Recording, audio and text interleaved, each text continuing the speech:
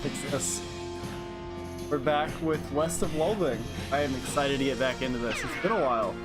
I'm gonna be playing this for a while today, so get ready. Get ready, partner. Oh god, there's so much words.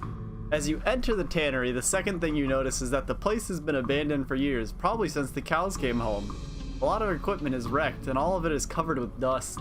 The first thing you notice is that there are a bunch of rodeo clowns in here, fighting with... well, they aren't cows exactly. They're more like possessed skins of cows. That's a little strange, because you've seen people wearing, for example, cow leather chaps, and you've never seen anyone being attacked by their chaps. Maybe there's something about the tanning process that makes leather impervious to possession. These cow ghost whatevers are untanned hides? In any case, the clowns and cows seem preoccupied enough with their fighting that they haven't noticed you. At least not yet. Look around. I want to exit and see what the door said. Oh, can't see. Oh! As you approach the clown and the weird cow leather ghost thing, they take notice of you and stop fighting while they process this new development. The clown, unfortunately, seems to decide he hates the cow more than he hates you. The cow, unfortunately, decides it hates you more. Hate it right back. Sure, there's something I can do.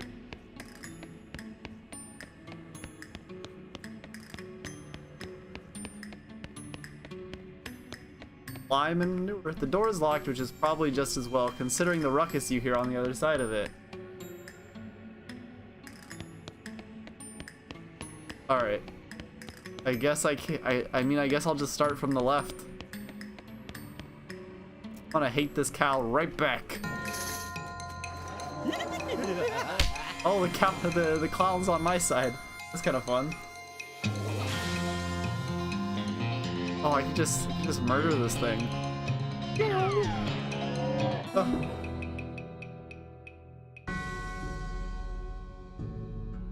What's up? What?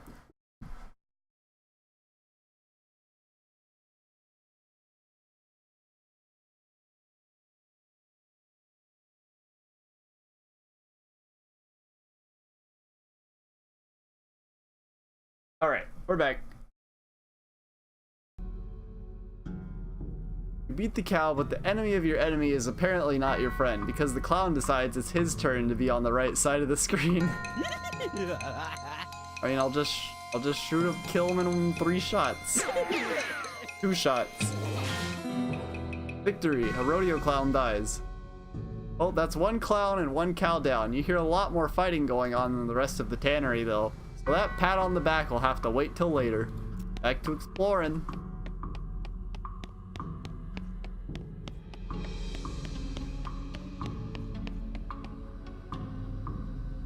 Your attempt to sneak up on the cows fails, assuming you were even sneaking and not just moseying over. The cows appear all too willing to add your face to the list of faces they hate, and turn their attention from the clowns who jump on this opportunity to get the jump on their ancient enemies. Join the fracas.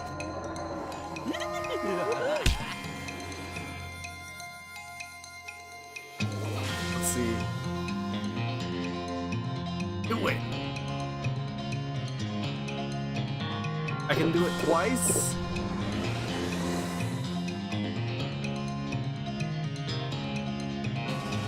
Oh no, once per battle. Okay. I'll use my bad medicine on the second cow.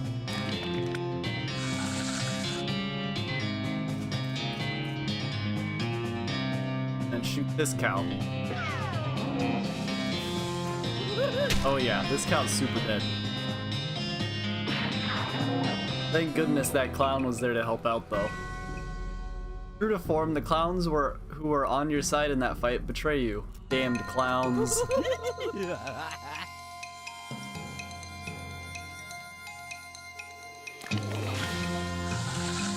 Bad medicine them up. I'll probably kill this one. I'll shoot at this one. Susie can shoot at the other one. Yeah.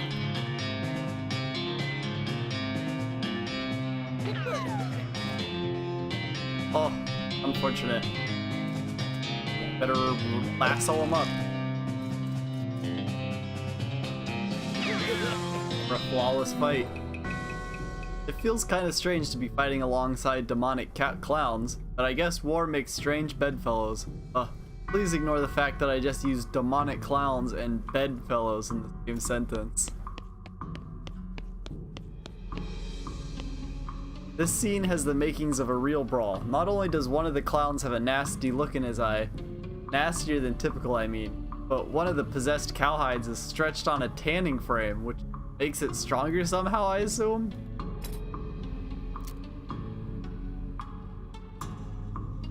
Oh, I think I'm gonna upgrade that. 29 experience. Bring on the brawl.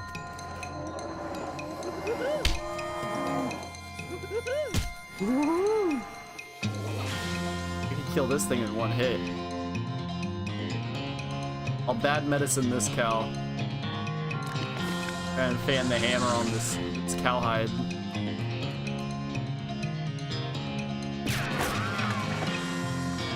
An ungolith. Unga. One more clown. Kill that. No? Okay.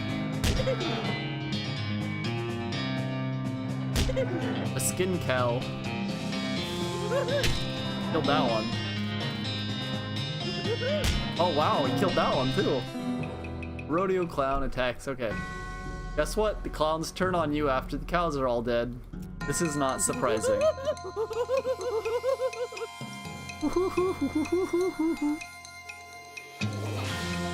$15 more damage. Hey, these clowns are pretty tough.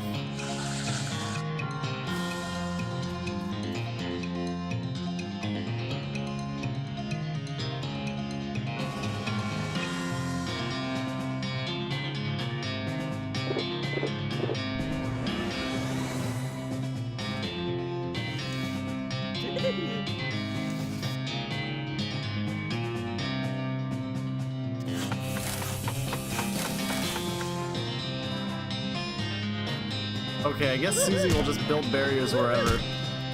Oh god. That snake was useless. Hey, this clown's got the most muscle.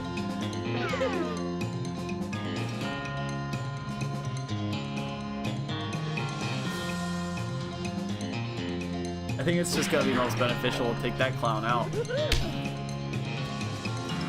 That way I don't get hit 3 times, just twice. Okay, I can kill this clown at least. I mean, this clown's not gonna kill me.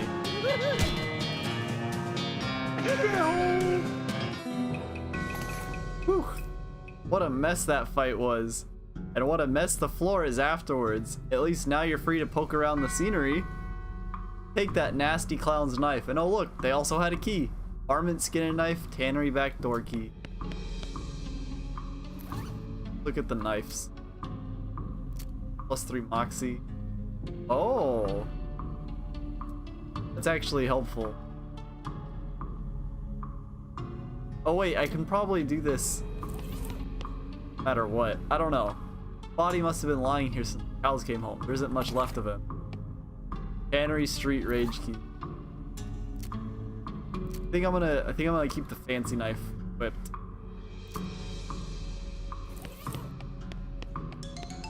Pile of loose boards. The body must have been laying here since the cows came home. There isn't much left of him. This key has an old and worn leather tag on it that says Street ST Rage. Saint Rage? What? Okay, unlock it. I read that earlier. Oh boy, oh geez, this is not a good situation to be in. Quickly hide behind some old tanned hides. Huh, is that why they're called that? There are 3 clowns out here, each armed with a nasty looking knife. One of them is licking his knife, and the sound makes you think maybe he's literally sharpening the blade on his tongue. They are facing down 2 of the stretched hide cows, and a monstrous thing that looks like an entire cow skeleton draped in flayed cow skin. Listen. I bet you lot think you're real clever. I think you lot are real clever breaking through the human plane. Think we wouldn't follow you? Ooh. Did you think you'd find a weapon here to use against us, or are you just trying to escape? Ooh. What? You take that back. Stop listening. None of them seem to have noticed you. It looks like you could sneak back through the door if you're really careful. When they see you, the clowns and cows stop hissing and mooing and posturing at each other. Hey, who the hell are you? Andy Graham? Ooh. Uh-oh. Now's our chance. Get him! Whoa, these jerks are quick. Oh, God.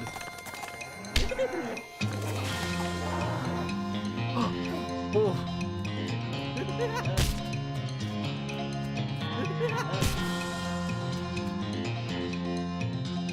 Let's see.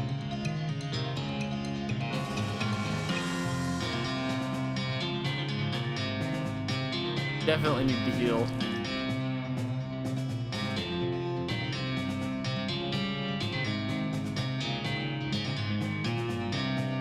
Deal 46 to 48 damage. Okay. Oh, I don't want to use the silver bullets though.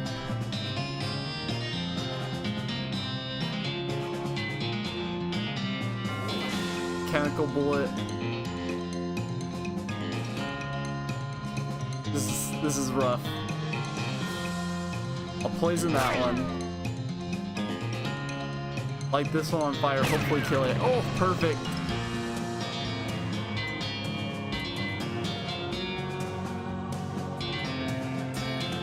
I'll use strong medicine. Yeah, I won this fight. I think I won it. Uh-oh, never mind. That screwed me. Okay. Use bad medicine on this guy.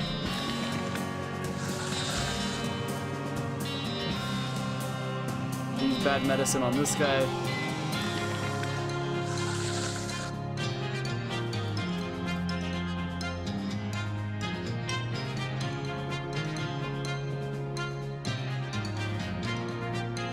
I could probably use 2 dynamite on this cow. And then finish it off. Whew. Yes! As predictable as ever, the clowns turn on you once you've helped them defeat the cows.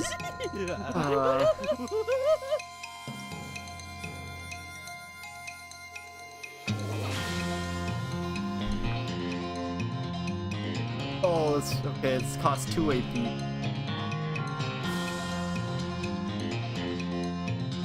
Oh. Take this one out. I just gotta take one of the cows out, or one of the clowns out.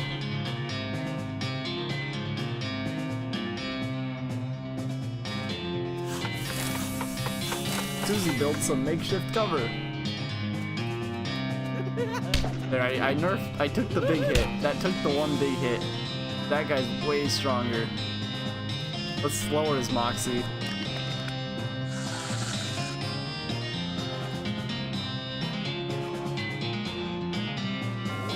Alright, well, the yellow will take him out.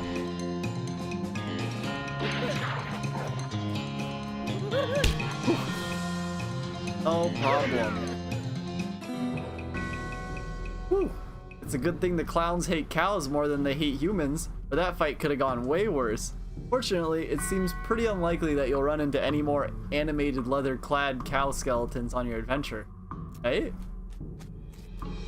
Approach the hide warily. Looks like it was too tan to be possessed.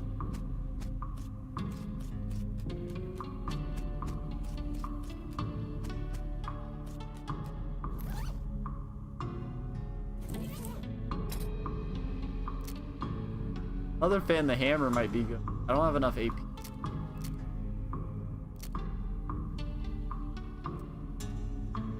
That gets me another AP point. 50% meat gains. 20% item finding. Alright. Must be a storage shed. It's locked. Oh, storage rage? Storage.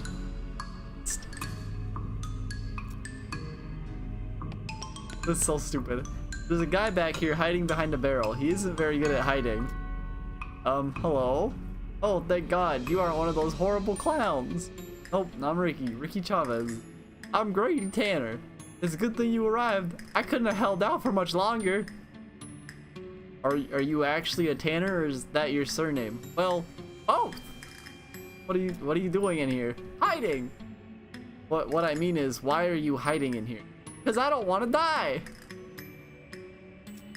Look, what's your story? Well, I was scavenging for tannin material. Cow's bane ain't as easy to get hold of as it was in the old days.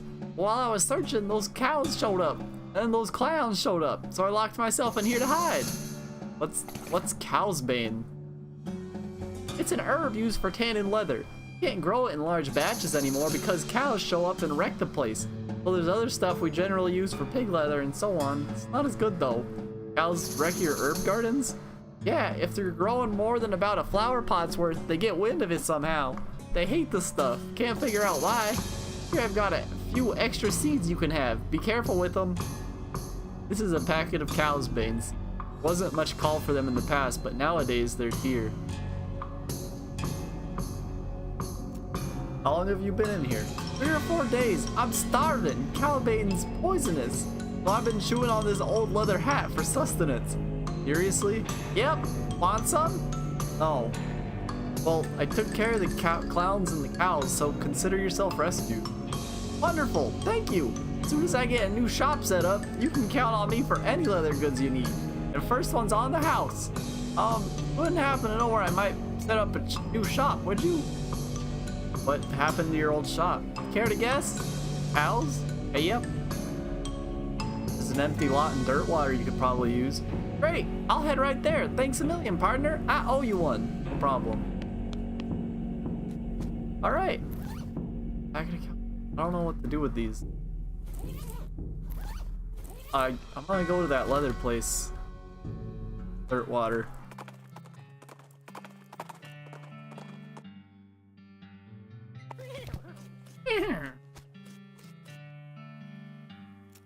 Oh, no women for Cactus Bill.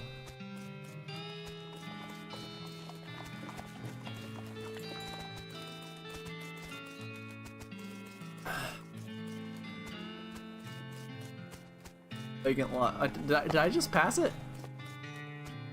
Oh yeah, Grady's fine leather goods. A lot of leather goods. Well, hey there, Ricky. Welcome to my shop. Like you've gotten yourself set up pretty nicely. Sure have. Here, let me give you a little something as thanks for helping me out. Have a sharpening strop on the house. One of these, a little elbow grease, and a little imagination. Anything can be sharpened. Increase the damage of your melee weapon by 3 to 4. Aw, thanks. Let me know if there's anything else I can do for you. Show me your goods. Ooh.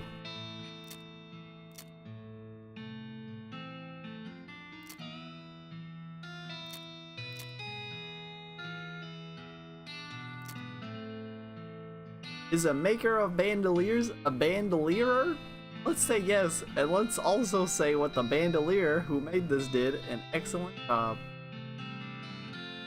This item goes on your lapel.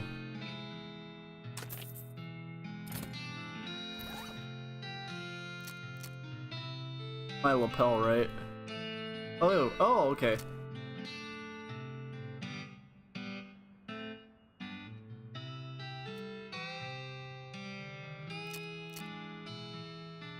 Okay.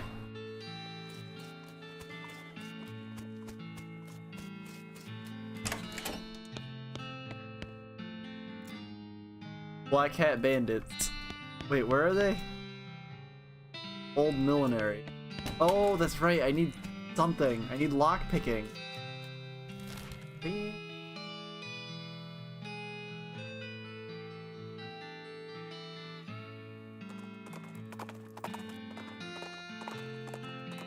Nothing? 1, 2, 3, 4.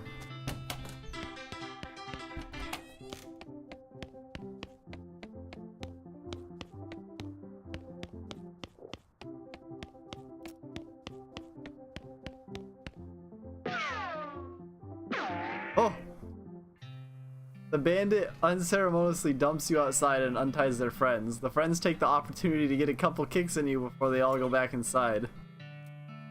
That's unfortunate.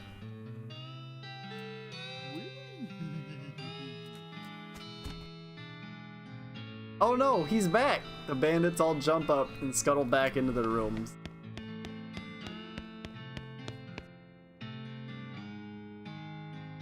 Public Domain Joe. This is my jam.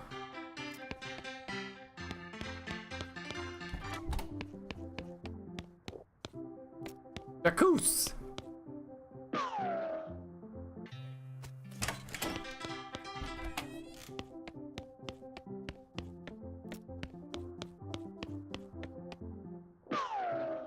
Public domain songs are great.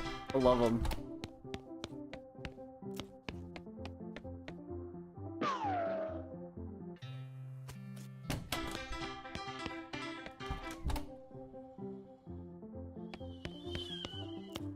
I got him. I got his Z's. Maybe the secret to the number 3 is turn it off. Good riddance.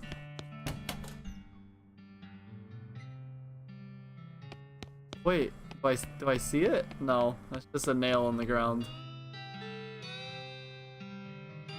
I see it now. Jacuz!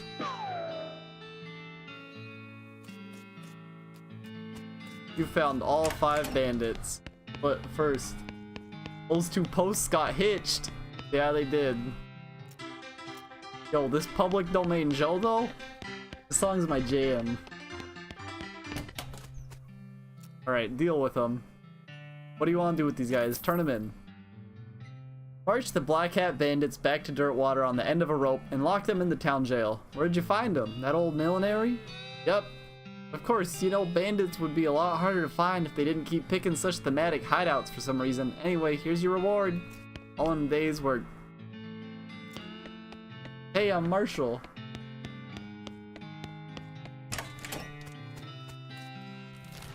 Oh god, I don't have anything to do now again.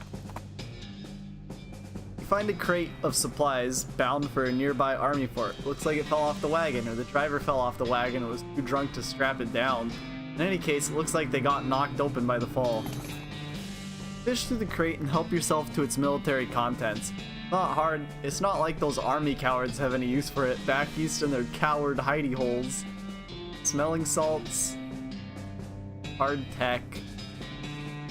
Silver bullet.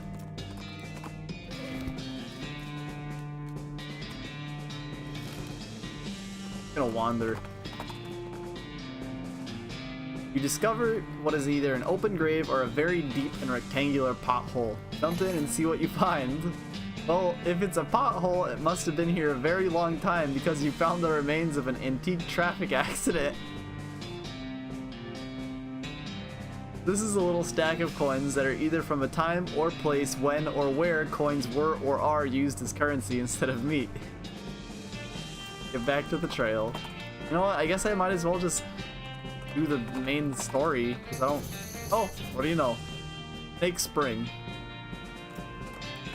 Oh there, I'm going to Snake Spring. Ow! Yipes! That's a lot of snakes. An endless stream of snakes pour out of a hole in the canyon wall. Grab a handful.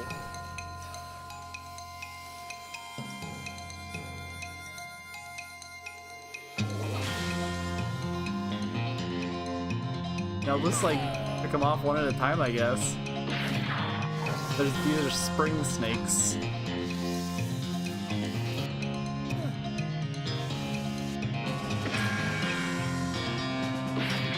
I barely did enough damage. Successfully killed 4 snakes out of infinity snakes. Just infinity more to go.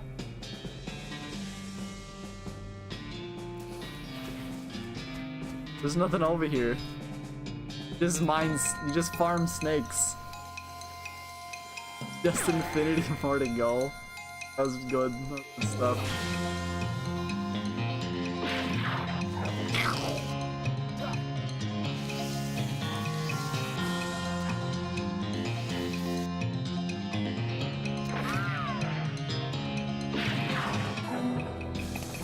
You've successfully killed 4 snakes out of infinity snakes. Just infinity more to go.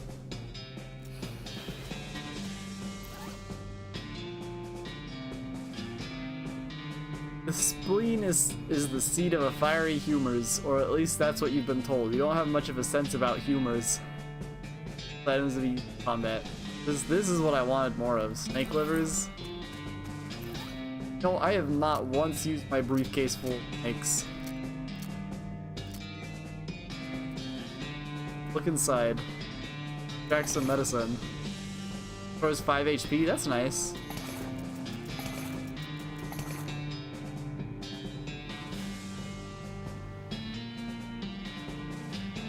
Ugh. Grab a big one too? I don't know how to grab a big one. I can grab one. This is a small quantity of snake venom made by you in a very fragile glass bottle made by an inexperienced glass blower. Poison an enemy. I might as well just extract all this. I don't know. Grab a big. Oh, it's a it says grab a big one. I want to grab a big one. Kill it in one shot. You successfully killed 1 snake out of infinity snakes. Snake doesn't have enough skin for you to even bother pulling out your knife. So that didn't do anything. I don't know why I'm always walking back. Snake Spring sucks. Spot an astonishingly large horse apple in the distance. You are literally astonished by the size of it. It is a very large apple. The big new location discovered. Big apple. Go there now. As you reach the center of the clearing, you are simultaneously struck with a profound awe and a terrible stench as you discover the largest road apple you've ever seen. You can't even imagine how this got here. Was it a giant horse? Was it 200 normal-sized horses acting collaboratively? They should have sent a poet.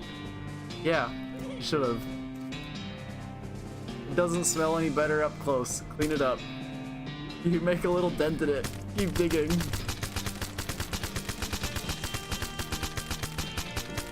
I'm almost done. I cleaned it all up. Hooray!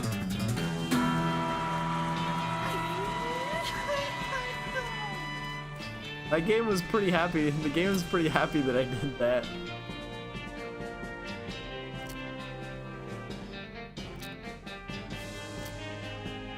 Oh.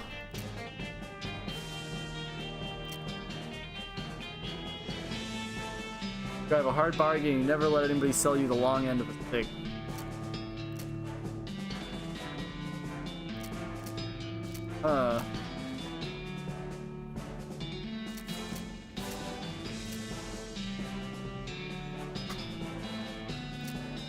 I think might just save my experience. Under again. That big apple ain't so big anymore. Just it. Ugh, I don't have a crowbar still. I don't have foraging either. Alright, I think it's time to move on. I can't do anything else here because I don't have stuff. Mommy, are we there yet? Complaining won't make the train go any faster.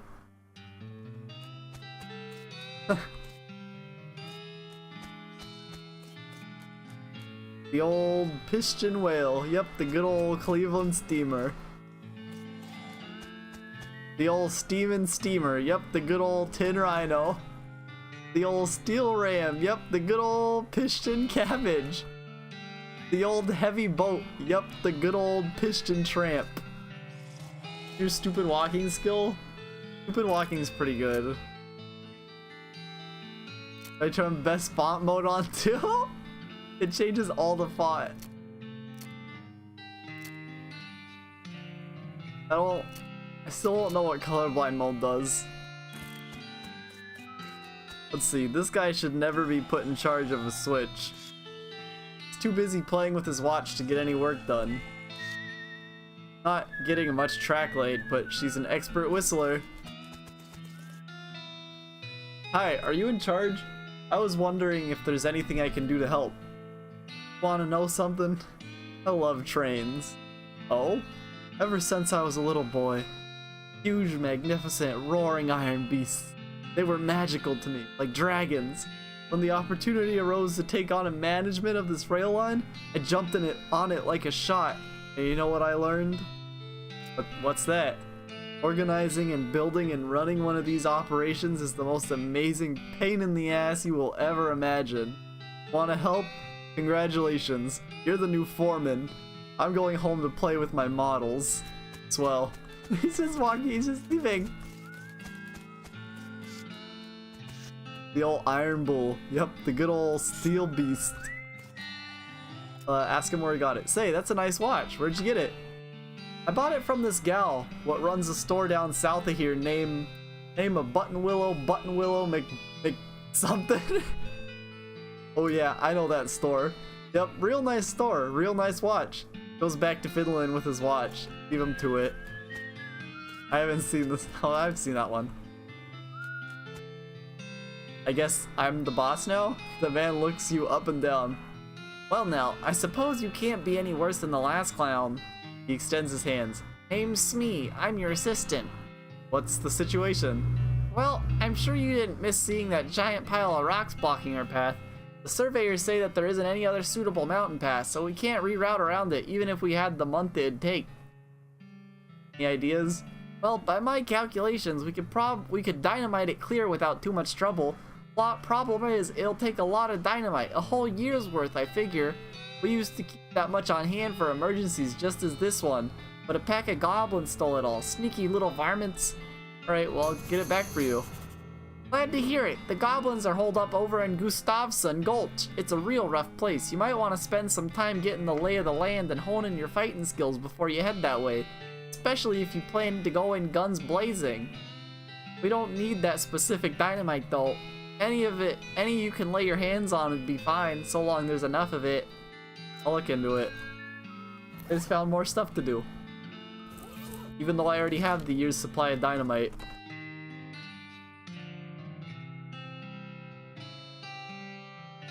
You round a corner in a box canyon, find yourself face to face with a pyro bove. Boxed in. Fight it! Oh, easy. Bam! That's one less pyrobove terrorizing the countryside. Roasted cow tongue, cow fangs. Susie carves another notch in stock of her rifle. Only thousands left to go. A fancily dressed goblin steps forward. Oh, hello. Hi, hello. Being a mayor. Welcome. Now going away, please. The goblin seems friendly, but blocks your entry to the gulch. Talk to the goblin. Can I not coming in? Sorry. Only for goblins being very private. Trick him into leaving. Hey though! Hey though! Outside the gorge, I was seeing a thing you liking a lot. Oh, what thing? What thing do you liking a lot? Pies? There are pies all over out there being. This seemed dubious, but with neglectful being to not checking it out. The mayor takes a fork out of his pocket and... Oh. Lengua burrito? There's not even burrito. Oh, cause cow tongue. You hear a quiet rustling, as though a single goblin were rummaging through a crate filled with straw. Leave it alone. The sign says nothing interesting in goblin. Go in and beat the straw out of it. A trigger happy gulch goblin. Shoot. Is dead. You made that trigger happy goblin trigger sad instead. You dig through the crates the goblin was rummaging, but there's nothing interesting in any of them. Rats. Sign says library in goblin. You listen at the door. It's quiet inside. Go inside. The shack is filled with crude bookshelves. The bookshelves, in turn, are filled with crude books. 3 titles catch your attention. So very complicated numbers. How to bird noises. Alice going into a seeing glass. I kinda like that one. I like so very complicated numbers also though. All you can tell about this book is that it concerns extremely high-level mathematics. You don't have the vocabulary to understand any of it, and probably still wouldn't if it was written in English. Your brother would probably love it. Browse more. How to bird noises.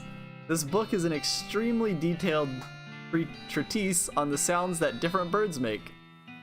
Probably wouldn't expect to learn how to do an accurate great crested grebe impression from this book, but that's how detailed it is. This popular children's novel has been translated into Goblin. Jabberwocky still reads pretty much the same. Oh, it Brillig being and Toves of Slithing did in a way gyring and also gimbaling. Didn't understand any of that. You listen at the door, but you don't hear anything. Check out the inside. Rats, looks like the door is locked. Never mind. Sign says storage. Check it out. The shack is filled with thousands of tiny cabinets, each labeled with a number in Goblin.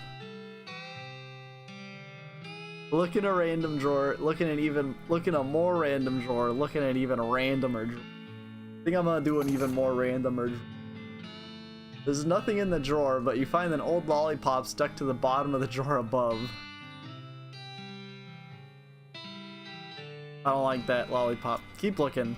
Even randomer drawer. This drawer has a sandwich in it. It must have been filed under sandwich. That's a good one. Oh, kinda. Look in a random drawer. This one contains a rolled up pair of terrible pants. Oh, these cruddily stitched pants are solid, but boy are they not fashionable. You don't find anything else interesting. Still nothing. Still nothing. Still nothing. Alright, stop looking. Mayor's house in Goblin. Red herring storage and you hear a couple of goblins wrestling around in there. Sounds like they're doing something really important. Interrupt them. Uh-oh. I hope this kills this one in one hit. Oh no! He just shot a fish at me. Oh man. You gave those fish-mongering goblins what for? You look around the building, but it turns out to just be filled with rotting fish. Rats. It's a red herring, because it's a red herring storage. Mayor's house in Goblin. Check it out. The shack contains a bed and desk. Investigate the outdoors by leaving. Investigate the bed. It's made of cactus logs with a blanket made of woven together cactus needles. That can't be comfortable. Check out the desk. The desk is strewn with folders. You notice one that says important secrets on it. You learn a variety of secrets, though the only one that's actually pertinent to your circumstances is that there's a spare key to the treasure cave in drawer 69105 in the storage hut. Nice. Is this the storage? Yes. Look in drawer 69105. Spare key to the Gustavson Gulch treasure cave. Keep digging. Okay, still nothing.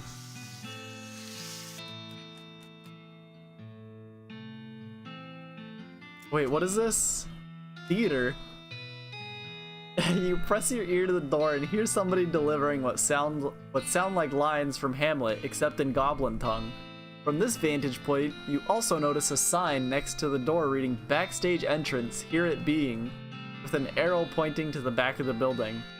Head backstage. You sneak backstage and watch the play from behind the curtain.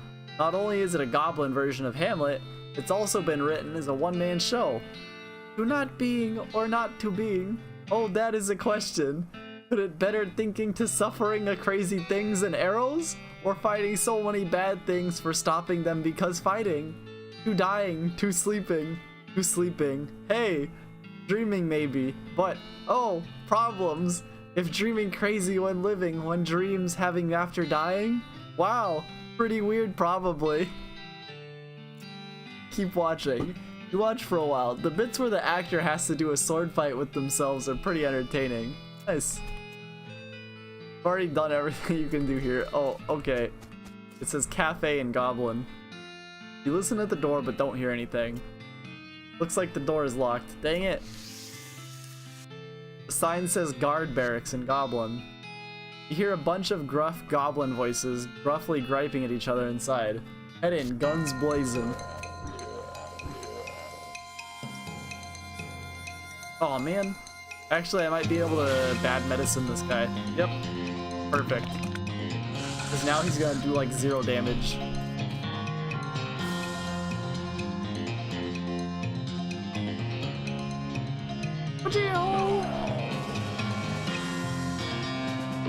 Oh no.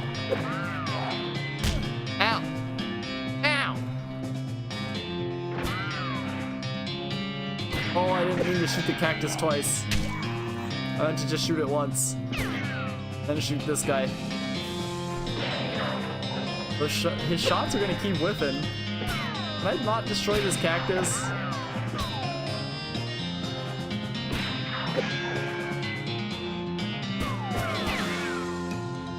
Guess not.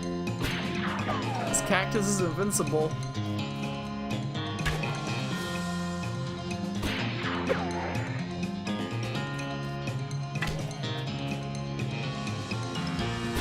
Unless I can chop the cactus. Hey, there we go. So that's how you do it. You gotta chop obstacles. You win. That'd show them if they weren't dead now. Robinson Gulch Treasure Cave Key. 72 meat, goblin hat, goblin trousers.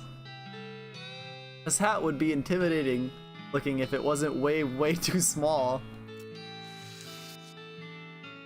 You already dealt with those guys. Oh yeah. The sign says treasure cave. This door to remaining locked at all times. In goblin. Tumbleweed. The sign says treasure trove. Yeah. This door is locked. Lock it. Head inside.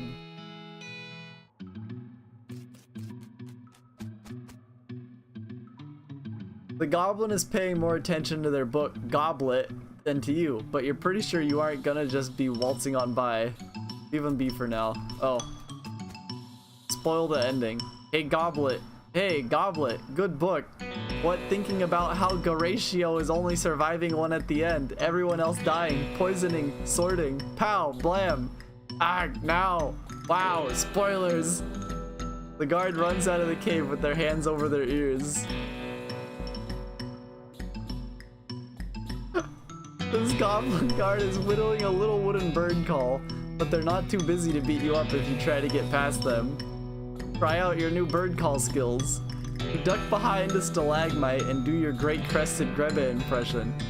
Oh, gasp! A great crested Grebe, wow! The guard pulls a pair of binoculars out of his uniform and runs out of the cave. Aw. Unlike the other 2 guards, this one is being very attentive and seems very suspicious of you. Also unlike the other 2 guards, they have a name tag that says Gene. I guess I just have to fight this one.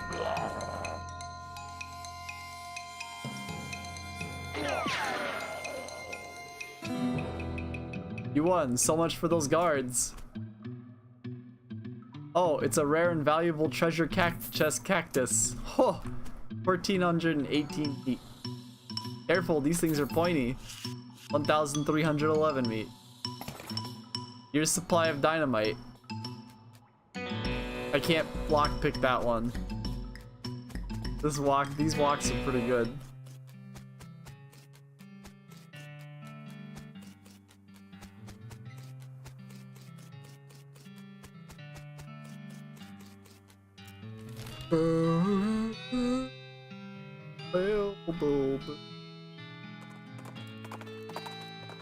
Oh, okay, I guess I'm going to the next half of the game. Any luck finding a year's supply of dynamite? The passengers are getting restless. Yep, here you go. Good, perfect. This'll do the trick just fine.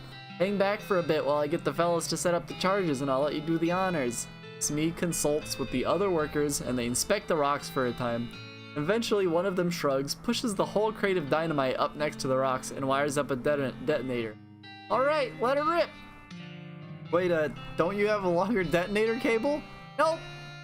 Don't worry, you'll be fine. Just give me a 3 count before you hit the plunger so I have time to get under the train. Great. This better work. Ready to detonate. Do it. Kablooey. What the holy heck is that thing? The surveyors didn't say anything about a crazy rock monster. Quick, you're the protagonist. Do something about it. All right. dance at it? There is a very large and very angry looking guy standing here. Apparently it's a little peeved at having a year's supply of dynamite blown up next to its butt while it was sleeping. How are you going to handle this? I'm gonna dance at it. The rock monster is extremely strong, but that only matters if it can hit you, and it is geologically slow. Dancing around the creature, you find plenty of places to stick a knife, widening fractures and fissures created by the initial dynamite blast. Eventually, the entire thing just crumbles into gravel with an angry groan. Ooh yeah. All in a day's work. I don't even need to fight it. Well now, that is a fine day's work as I've ever seen. Much obliged, friend. We'll be getting the rest of this track laid down and head out now. Here, I'll mark our route on your map for you in case our paths happen to cross again. Thanks, but can't I just ride the train? Got a ticket? Ha! Just kidding. Of course you don't. Every seat on this train sold out. Sorry, boss. The remain of your triumph over that crazy rock pile guy. I don't know what my new item is. Probably this goblin stuff.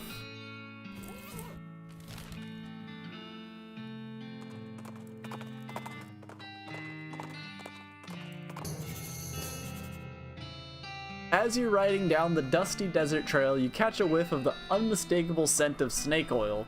Follow your nose to the wreck of an old medicine show. You discovered a new map location, the old medicine show. Check it out now.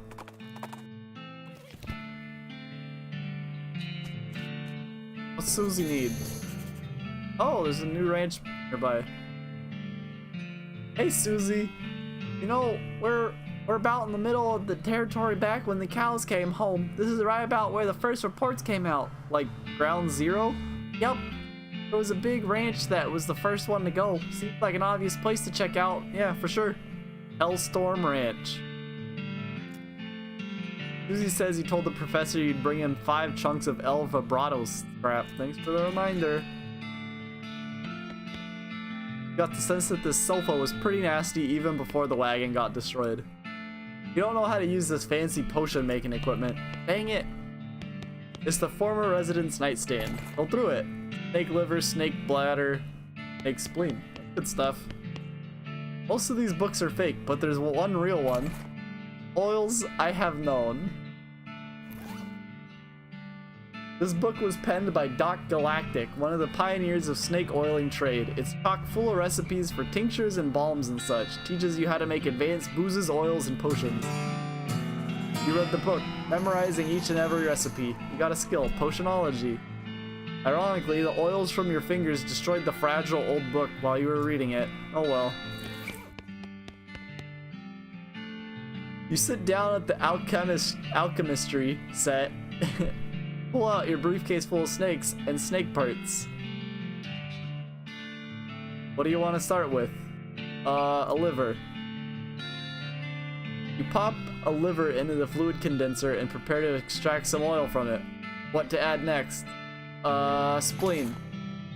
Snake schnapps! Oh, that's good. Use the condenser to extract some liver oil, and then you uncork a snake spleen and squeeze the contents into the vial. Increases your moxie by 5 for the rest of the day. A venom gland, liver. Increases your moxie by 5. You turn the crank on the gland squeezer, and a healthy dollop of venom oil comes out. And you wring the liver out, adding its oil to what you've already got. Patent moisturizer. Stop chemisterizing. Well, my stomach is full, but my spleen, not. Neither is my liver. Ah, good. Give me some schnapps, you say to yourself, and make it schnappy. You gain an effect, schnappy dresser.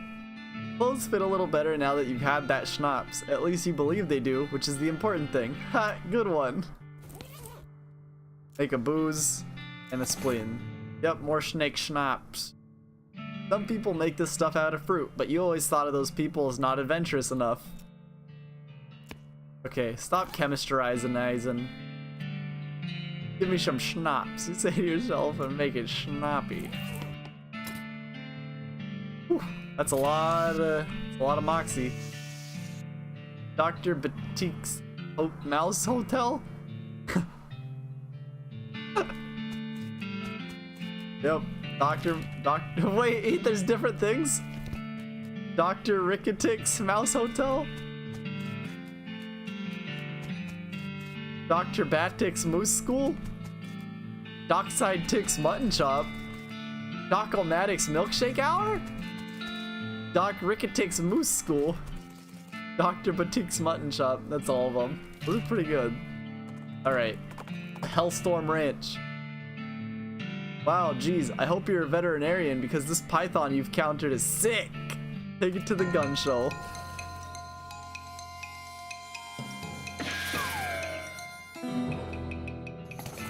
A sick python dies. You cured that sick python in a way. Snake liver, snake liver. You skin the python. It's tricky because it's mostly muscle. Put it on your hat to add 30 maximum HP.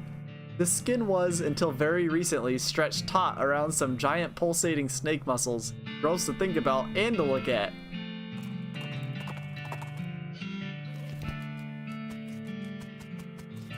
It's a haystack. Hey, a needle. They must have had a real barn burner of a party here.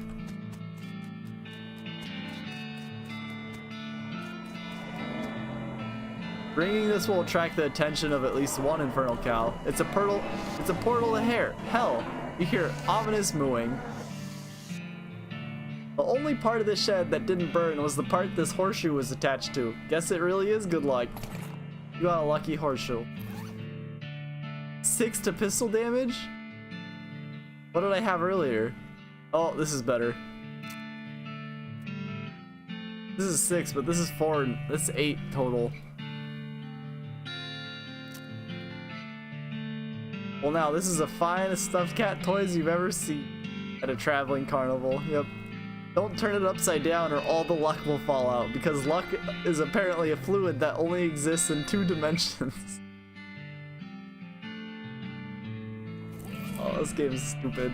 Love it. It's perfect. This game is perfect. Ring.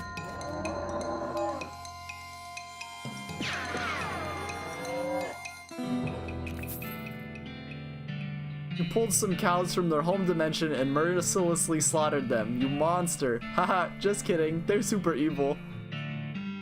Tainted beefsteak. This would have been a prime piece of beef full of potential before its owner was taken over by a smoldering demonic spirit. Now it's, well, done. You prep your skinning knife, but all the useful hide bursts into flame and withers away before you get a chance to collect anything. Susie carves another notch in the stock of her rifle. Cow hate flashes in her eyes. Her resolve intensifies. Susie has become stronger.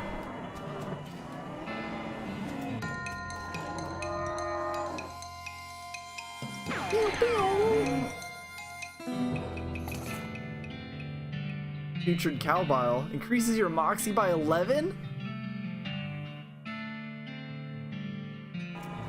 That's broken. This is a potion? It's gotta be a potion. And potions are spleen. Ugh. I don't have enough. I'm upset.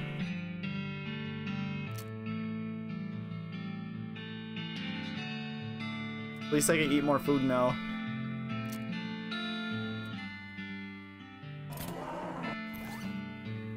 What happens if I drink it? You're no cow scientist, but you're pretty sure this would kill you if you drank it. Come to think of it, you're pretty sure that there's not even any such thing as a cow scientist. Better not then. Huh. I wonder how I drink it then. Bringing this will attract the attention of at least one infernal cow.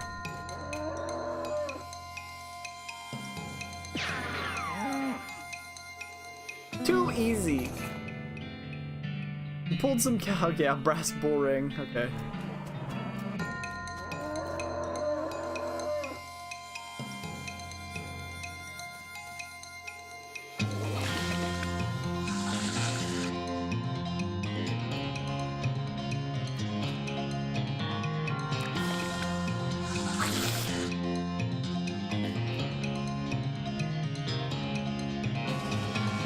hammer on this one. Hope Susie kills this one. He won't. Well. Oh, he didn't even hurt me. That's nice. Alright, that's enough of that. The railroad camp. Oh, uh-oh. Hear a gunshot and a bullet pings off a rock near your feet. Turn around to look for the culprit and see a skeleton a few yards away. A skeleton with a buffalo skull instead of a regular skull. That's how your day is going. A buffalo soldier rifleman.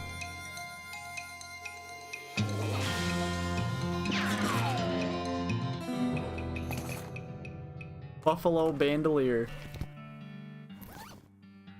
I wish I could have hornswoggled him.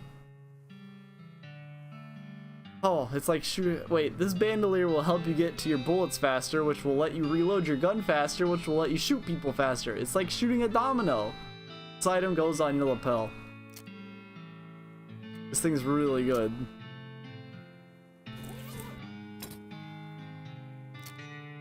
I needed one more hornswoggling. Darn it. What do these people need now? He must have sleepwalked here. This guy has stopped messing with his watch and started eating jelly beans? Hey, what you got there? Jelly beans? Yup. Can I have one? Nope. Please? No, get your own. Well, I never. Where'd you get them? A little ways south of here, from a fella named Roy Bean. He discovered a new map location, Roy Bean's House of Justice and Jelly Beans. Thanks. This lady is still whistling to beat the band.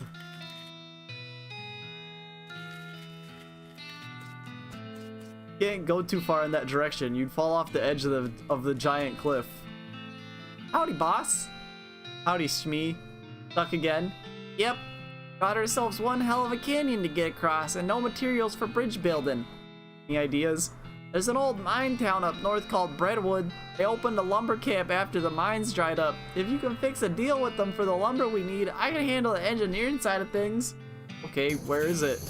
Shmee marks the location of the Breadwood camp on your map. Of course, anything you find to build a bridge out of is fine by me. That seems like the simplest option. Let's see what I can do. It's one of those pay telescopes for tourists. This one was designed by a promising young artist named Edward Munch. You pay your meat and look through the telescope at the big canyon. It sure is big. It'll take quite a bridge to get across that thing for sure. Yep. Roy's Bean House. Ah! Yikes! I heard about a ranch in this area. What might be notable? What do you mean? It's one that weren't and never attacked by the cows. Oh yeah, that might be worth investigating. Kellogg Ranch.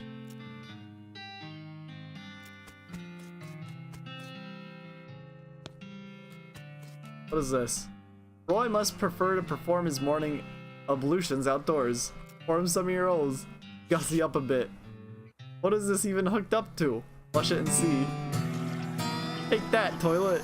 Master of flushing. Your toilet flushing muscles are in fantastic shape.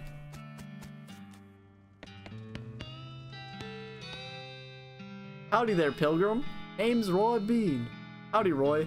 I'm Ricky Chavez. What do you do here? Well, when I first came to these parts, I was all about two things. Dispensing justice and dispensing jelly bean. I was the biggest name in bounty hunting.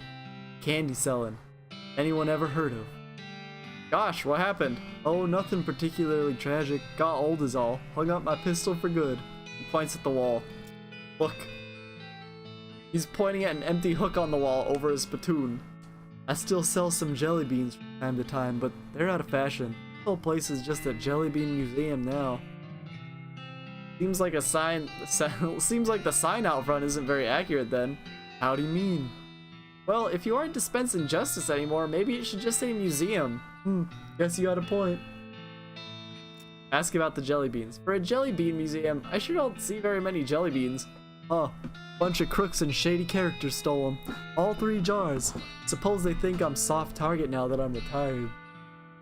Oh, other way. Oh, that sucks. I'll help you get him back.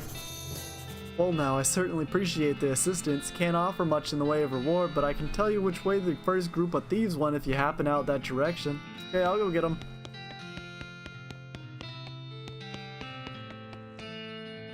Oh, still looking. There's a single yellow jelly bean in this case with a sign that says Paraguayan murder bee honey jelly bean. Very rare, 6,000 meat. What kind of lunatic would pay 6,000 meat for a single jelly bean? Not this guy, that's for sure. I was gonna buy it. Oh, look at my meat! 7777. It's a spittoon, nothing special about it. Investigate it. As soon as you get near the spittoon, you can smell the overpoweringly sweet stench it exudes. Nauseatingly sweet. Like the rotting corpse of a dead gummy bear. Leave it alone. Oh wait, no. Look inside. Garish rainbow colors swirl together in congealing psychedelic madness. Is Roy using jelly beans as chewing tobacco? Yes. Yes, of course he is. We're talking about a bowl of jelly beans that have been sucked on, half chewed, and then spat into a brass bucket. You seriously want to put your hand in that swill of artificial coloring and thickened saliva? It'll probably never be clean again. Go for it. Look, I'm serious. You're about to permanently dye your hand with a swirling mishmash of all the worst colors in the spectrum. No one will ever have a tattoo that looks as gross or as stupid. Give it to me. Well, I tried. Don't ever say I didn't warn you. Plunge your hand into the spittoon and fish around for a while. Eventually you pull out a really disgusting pistol and a really disgusting hand to shoot it with. 20% hot resistance, 20% cold resistance, and sleeves resistance. Your hand has been permanently stained by the rainbow-colored contents of a nasty spittoon. On the bright side, that hand will never suffer anything worse than that ever again. This is a good pistol. It'll probably make a ptoo sound when you shoot it. Deal stench damage instead of physical, plus 6 oxy. Yay!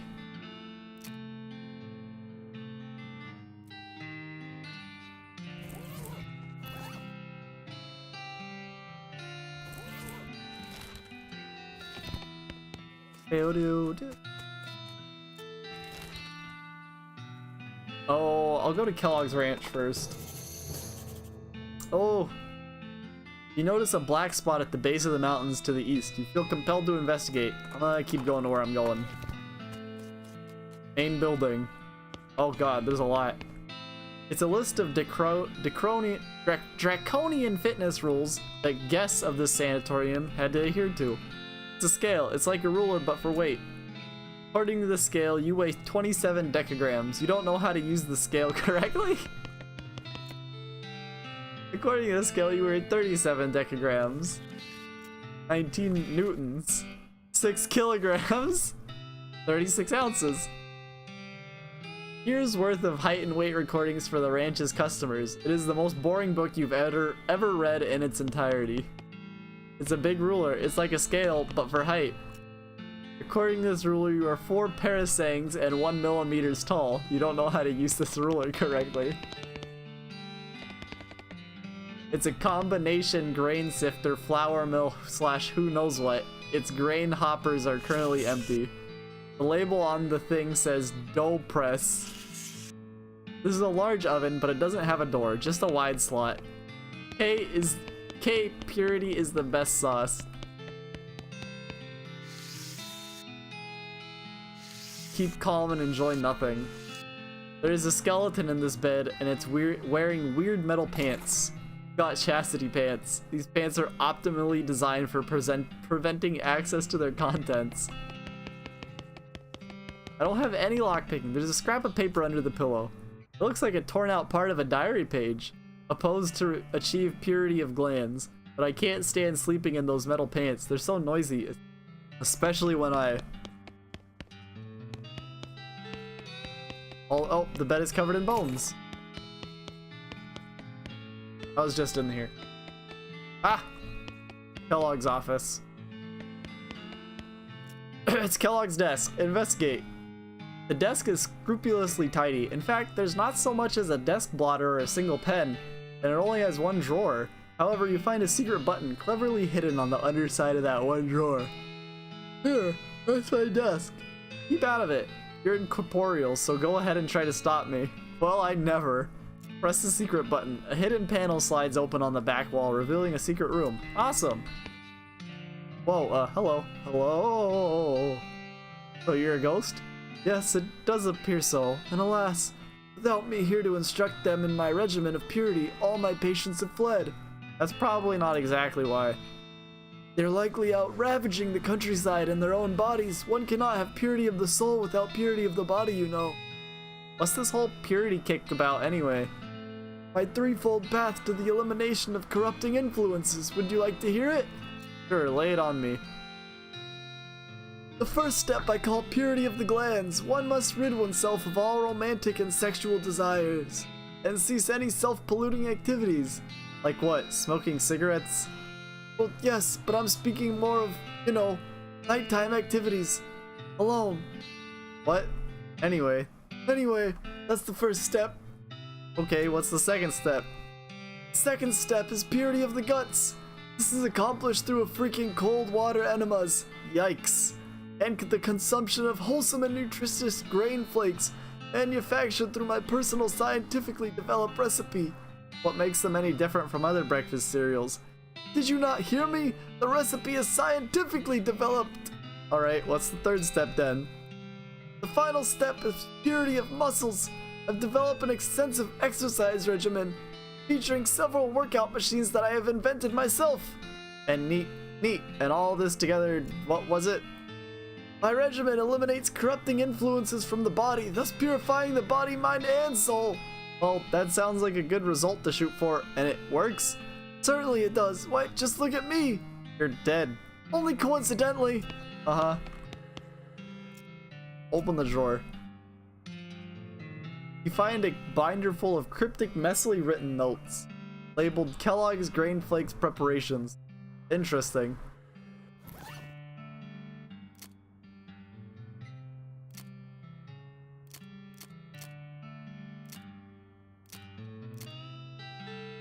Muscle by 6, Moxie by 5. What's my mysticality at right now? Oh, it's low.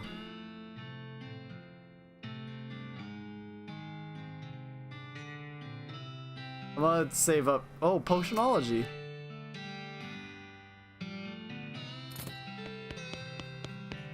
Mostly medical journals and Bibles and some old National Geographics. Boy, there sure are a lot of books about enemas on this shelf.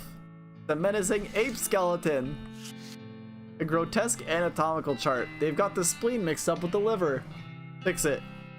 You grab a pen and make a few corrections. You gain 100 experience. Oh, so close. This is the most boring secret room you can imagine. Yeah, it is pretty boring.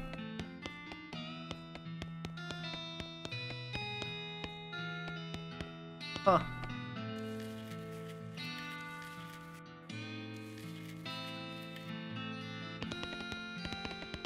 Your body is still wrong. It's the Stretch Master 4000. Insert your limbs. Strap yourself into the machine and allow it to inflict some warm-up stretches on you. It's the lung flex. Suck on the blast hole. Put your mouth on the blast hole and turn the valve on the side of the machine. A blast of air inflates your lungs. Feels good. You strap yourself into the machine, which promptly stretches your elbow way too far in the wrong direction. Ow, ow! Oh, you've had it with fitness. Maybe you can try again later. At least it didn't make me more sore than I already was. You've had enough exercise for now. This place is terrible. It's the vibromatic skeletal agitator. No way, you're done with these stupid machines. At least for a while. Barn door is locked. Nothing but an endless expanse of boring agave in that direction. Jelly Bean Thieves Hideout. There's a lot of them. You approach the bandits seated around the fire. The meanest looking one speaks up. Don't know who you think you are, stranger, but you better turn yourself right around and head back to the way you came, lest you want to eat lead. That's not very neighborly. Take a hike, neighbor. You fellas stole a jar of jelly beans from from an old man, and I aim to have them back. Oh, is that right? Just how are you planning on doing that? With words. Listen, fellas, you stole a jar of candy from an old man. This is such a small, petty, sad little crime. It barely even qualifies as a crime. If this ends up on a wanted poster, you're gonna be the laughingstock of the criminal community. More importantly, what would your mothers think? I'm giving you a chance to turn away from this life of crime before it's too late. And I suggest you take it, because I'm pretty sure this is not a life you're suited to. The bandits hang their head shamefully. Shuffle away.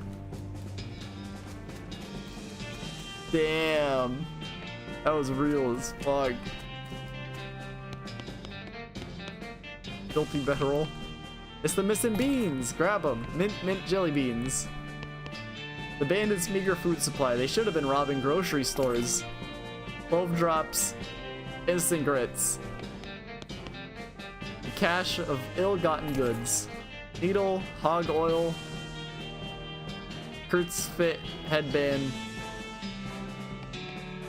Pretty nice bedroll. He must have stolen it from a hiker or something. It's a sealed crate. The cache of ill-gotten goods. Stole for match, needle, hog oil, and meat.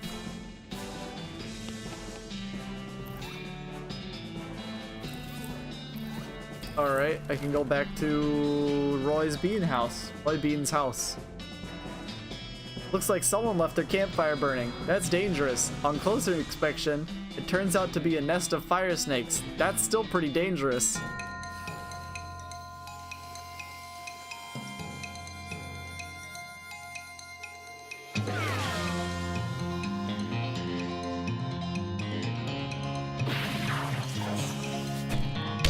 Oh, hot. Hot, hot, hot. I think I can just like, my character can one-shot everything now. Snake spleen, fire, Mocassin's skin. Only you can defeat fire snakes. Only you can defeat wildfires. Howdy, Ricky. You recover that jar of jelly beans by any chance? Sure did. Well, I'll be. Thank you kindly, Ricky. I won't ask for details, but I hope they were sufficiently grisly. Now, the second jar of jelly beans was stolen by a passel of them weird goblin fellas. Couldn't understand a word they were saying, but they were very insistent. That's goblins for you. See ya. Which way did they go? Northwest turns that huge old cactus folks call old Granddad. Here, I'll mark it on your map, but you can't miss it. Okay, I'm on it.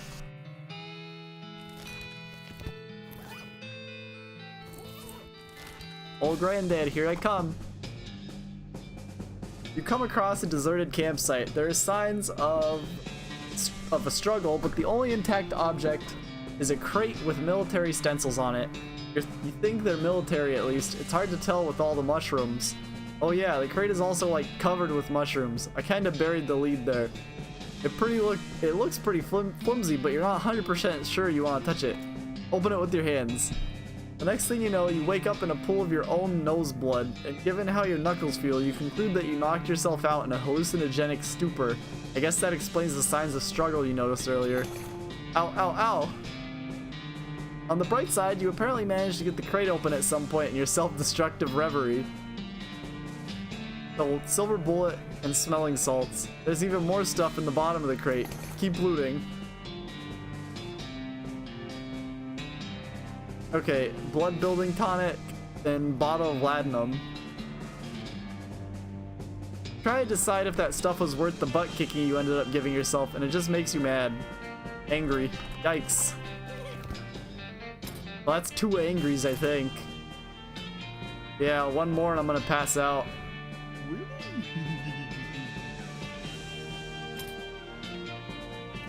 Whew. Later. See ya, have fun doing adult stuff.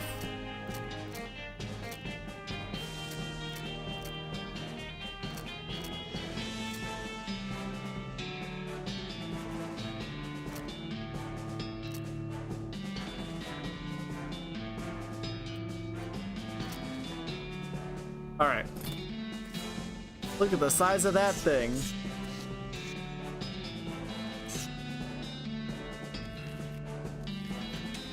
Ow! Ow! guard blocks your path. Hey, hi. No climbing for humans. I'm here for taking back a jar of jelly beans you goblin stealing. Oh, what?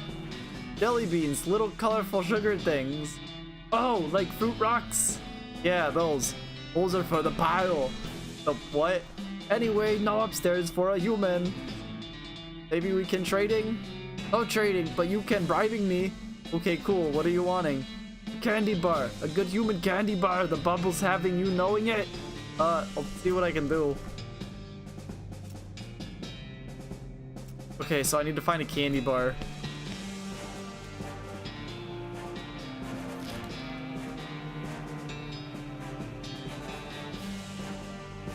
I guess I'll go to Madness Maw. Madness Maw Mine. Oh man, I sure wish I had a crowbar.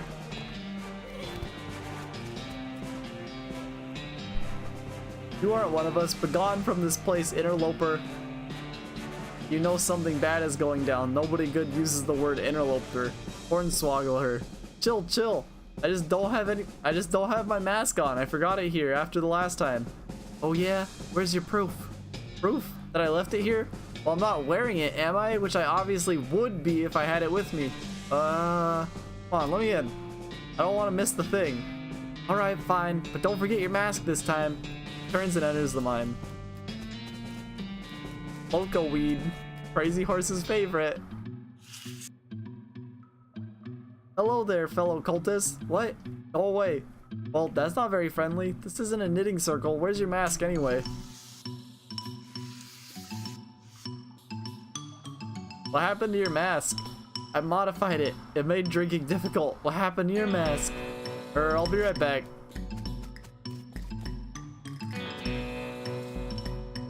You okay? You seem kind of injured. I fell down, but the master picked me back up. That's nice. He'll pick us all back up. He'll pick you back up. I got some rocks, yeah? The master gave them to me. He wanted me to have them. Okay, what's cool about them? They're mine, don't touch them. Hi, how's it going? New mask, who dis? He glares at you, suspiciously.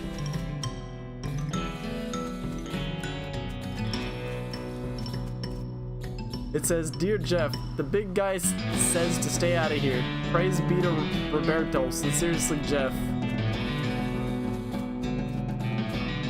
Hi, why is your mask different? Because I'm the leader of the cell? How can you be down here and not know that? Look, I passed 7 different guys to get here. Obviously, if I weren't meant to be here, that would be impossible. I suppose? So who's this master everyone's talking about? Oh, Great Dark Master Roberto. Are you sure you're supposed to be down here? Sure, it's fine. Hi, how's it? Shh. Listening. To what? The master, of course. Can't you hear him? Oh, yeah, of course. Gives you some real side eye.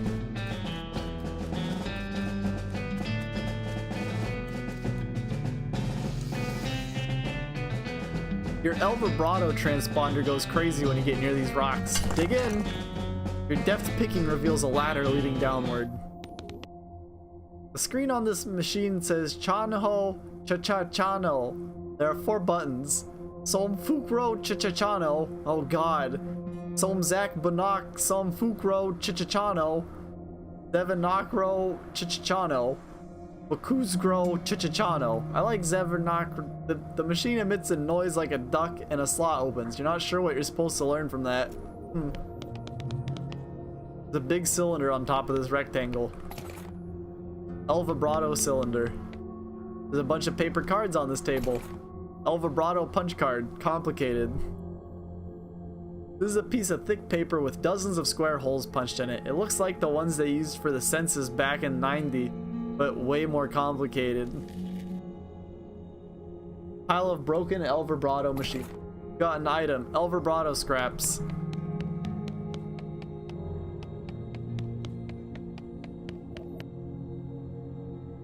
Let's see. Machine emits a noise like a duck. A slot opens. The El Vibrato scraps in your pack vibrate, so you stick them in the slot, but nothing happens. Must not be enough.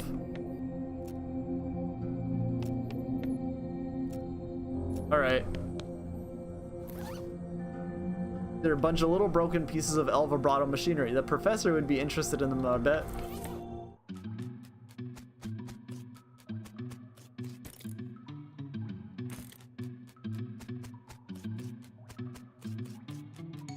Surprised there's really nothing to do in here except get the El Vibrato stuff. Especially since I don't have to fight anyone.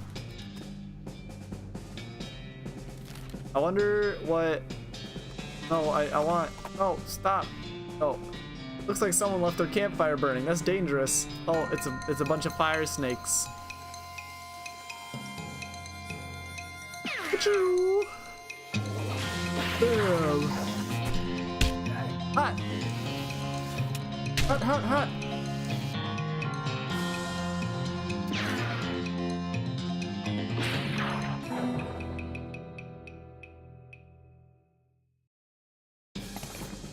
Only you can defeat fire snakes.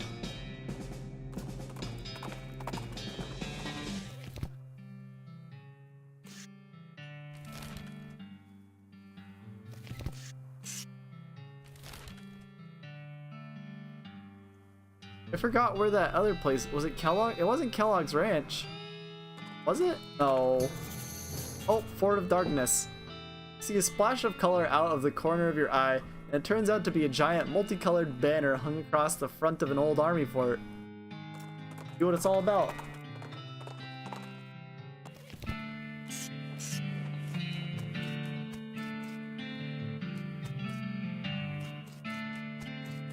All these cannon have flowers stuck in the barrel.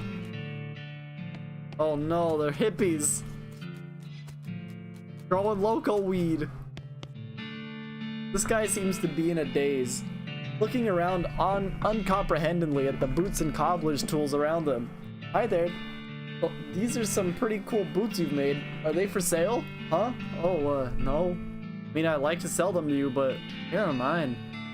You didn't make them? Funny how everyone assumes that. But no, these were all made by elves. Elves? Yeah, man, like little elf guys. They're hard to see, like just out of the corner of your eye, you know? But I'll be just kind of standing here and just kind of... Then I'm like, oh, hey, got another pair of boots in my hands. Guess the elves made some more boots. Huh. I haven't made a pair of boots in myself, I don't know, like a year? Years? Something. These elves keep making them though, I don't know why. Weird. Okay. You should open up a boot store. Huh? A store to sell your boots in. They're not mine though, they're... Right, the elves. But the elves can't be making them just for fun, right? I think they're making them so you can sell them. Oh, huh. Yeah, that makes sense. There's a town called Dirtwater. You could open a really nice shop there. That's a pretty long trip. Haha. Haha. But like, it'd be dangerous. I'd be worried the elves wouldn't make it, you know? I'll let you know if I think of anything. This young lady is dressed in a fancy, expensive traveling clothes, though hardware has made them dirty and ragged. Also, her pupils are about the size of teacups. Wow, hi, a new face. My name's, one sec, Irene. She giggles. Everyone here just calls me Mushroom, so I forget sometimes. Howdy, Irene. I'm Ricky. What's your story? Oh, not much to tell. I was hitchhiking to Frisco a few months back, but I stopped here and never got around to continuing, you know? We're like a big happy family here. Everyone's so nice and appreciative how I know so much about mushrooms. Mushrooms? Uh-huh. They're good for all kinds of things if you know which ones to pick. If you want, I can sell you a few of my favorites. I have a spare pair of mushroom pliers too if you want to pick your own. Okay, cool. Would you like to buy a mushroom or a pair of mushroom pliers? Buy the pliers. Here you go. I'd share the location of my secret mushroom hunting cave with you, but I lost my knapsack with my map in it, and I don't think I could explain how to get there just in, like, words. Good luck, though. You know, I could probably... Nope, can't. I was just gonna level up Dickerin. Woo! Opens your third eye halfway, increasing your mysticality by 23 for the rest of the day. There you are. These are called Lactarius Dirta Hippica, and they're very spiritual. Sometimes they'll let you see things that only exist in realms outside of our own and stuff. Plus, they're super groovy and mellow. Neat, thanks.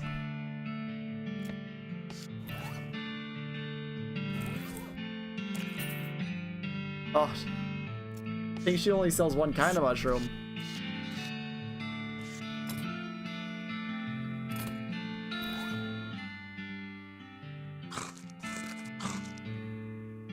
You ate a weird mushroom and you feel funny. 23, your third eye is halfway open. Galactarius. You eat the mushroom, your eyes go all wonky.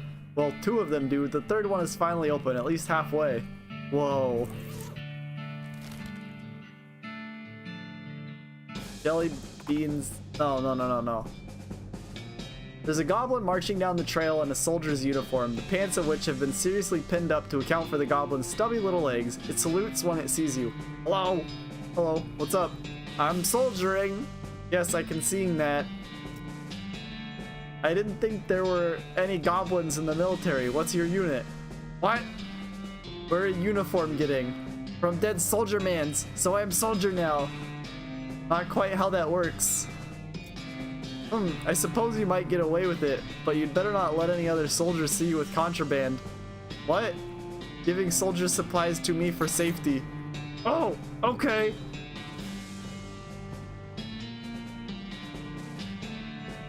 Cool. This is kind of silly.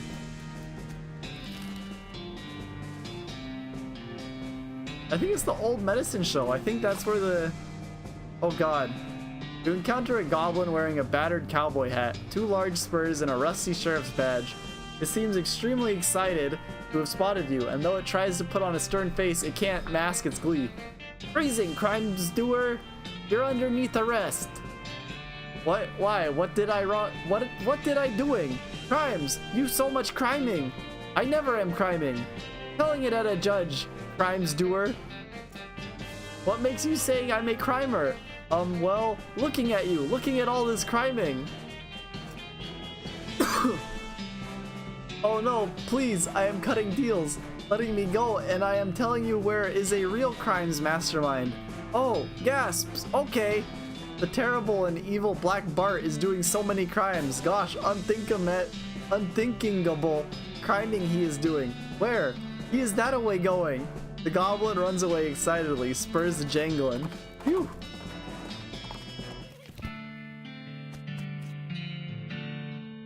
Nope. Is it not Hell's? Is it Kellogg's Ranch?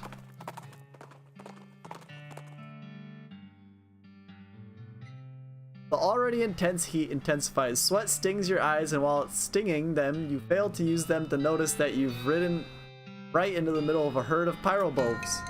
Oh god, there's a lot.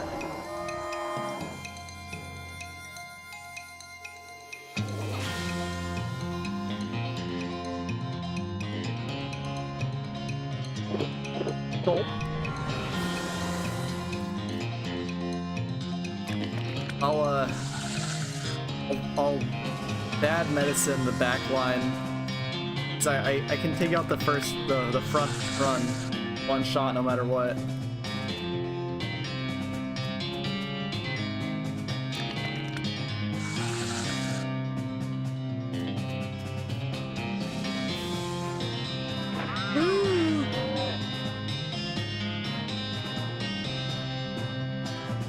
They have a lot of mysticality.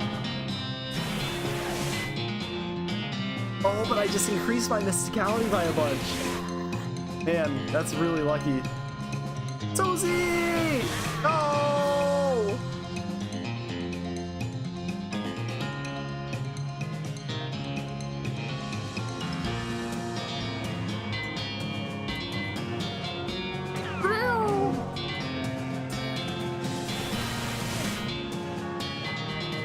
This is a rough battle. It's a really good thing I just ate that mushroom.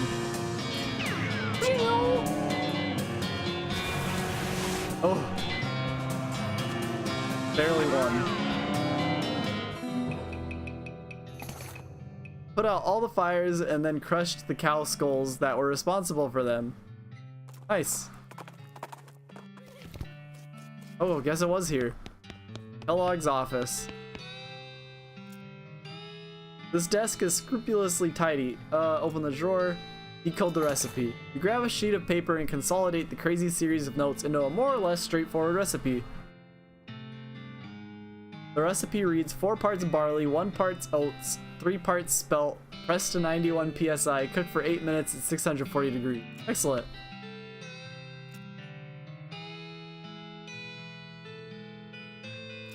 Yeah.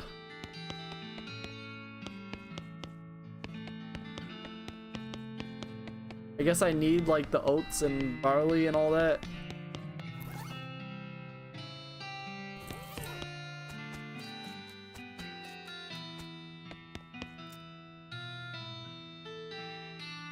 You put your mouth on the blast hole and turn the valve on the side of the machine. The blast of air inflates your lungs, making you really dizzy.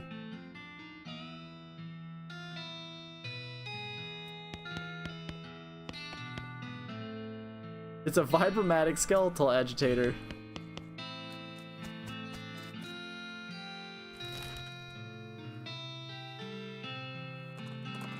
I already finished Fort of Darkness? Your L vibrato device starts bleeping and bleeping, leads you to an unremarkable sand dune, which quickly becomes remarkable when the robot buried underneath it wakes up. Eject button.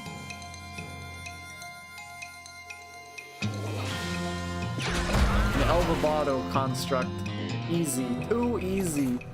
Forcibly shut the robot down and bury it back underneath its sand dune. Hooray! Yeah, I guess so. Oh, no, I didn't do anything here.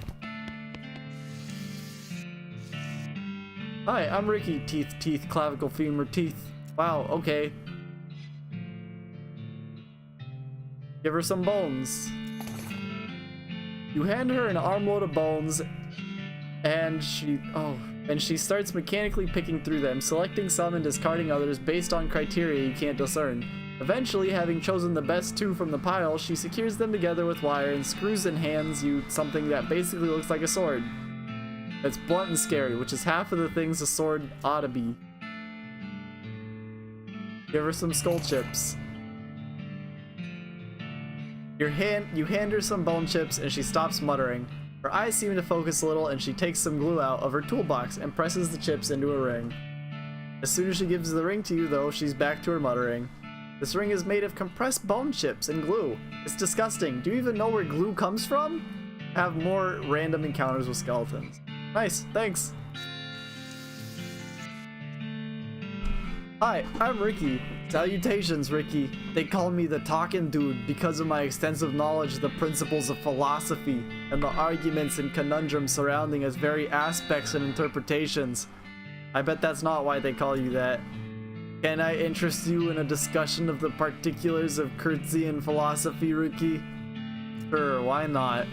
The Talking Dude begins and you immediately tune out. Blah blah blah, of course the blah blah. Of course. Blah blah blah, therefore Spinoza is a terrible golfer, blah blah blah, free will blah blah. Narrow your eyes. Your posture alone is enough to keep him talking. Blah blah blah, a priori blah blah blah blah, determinism blah blah. I see. Blah blah blah blah as opposed to blah blah.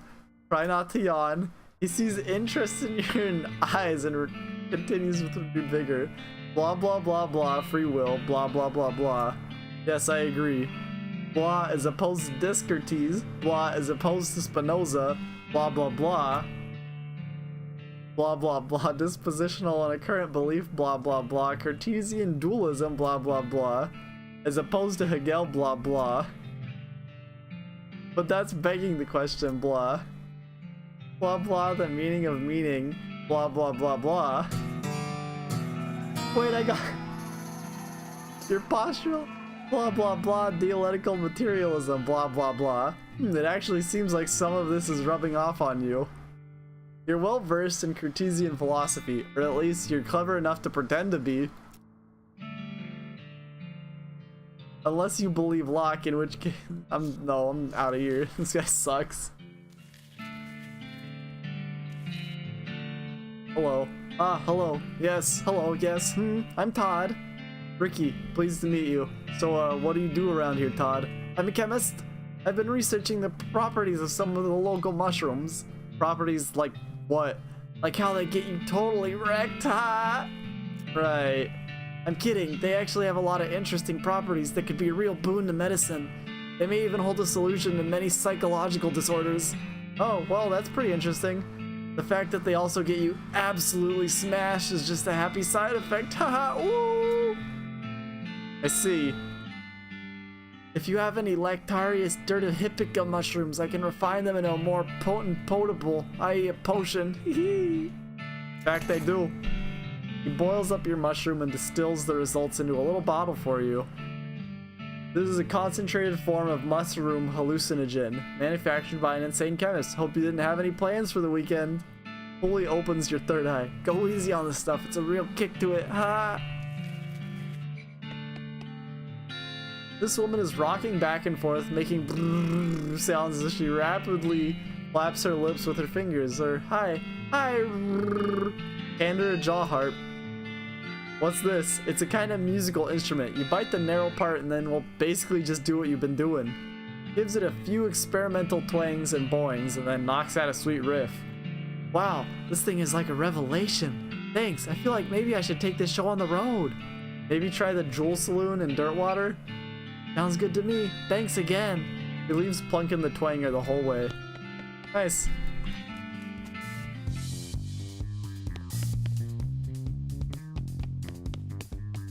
Oh god. This tall and muscular bald man is leading his students in an aerobic workout routine. His voice is powerful yet disconcertingly soft as he counts off. 1, and 2, and 3, and 4. Excuse me, what's going on here? Exercise! You must strengthen the body if the body is weak. The mind cannot be strong. These two are one. Who are you? I am Kurtz. My method will usher in a new age of power and will. Can I exercise with you? Kurtz glances at your clothes. You do not have proper attire. Before muscle comes skin. Before skin comes clothing. You look around and sure enough, everybody else is wearing the same striped pants and weird fuzzy headband. Huh. A couple of these guys don't seem very happy. This record must be from a foreign country where music is way weirder.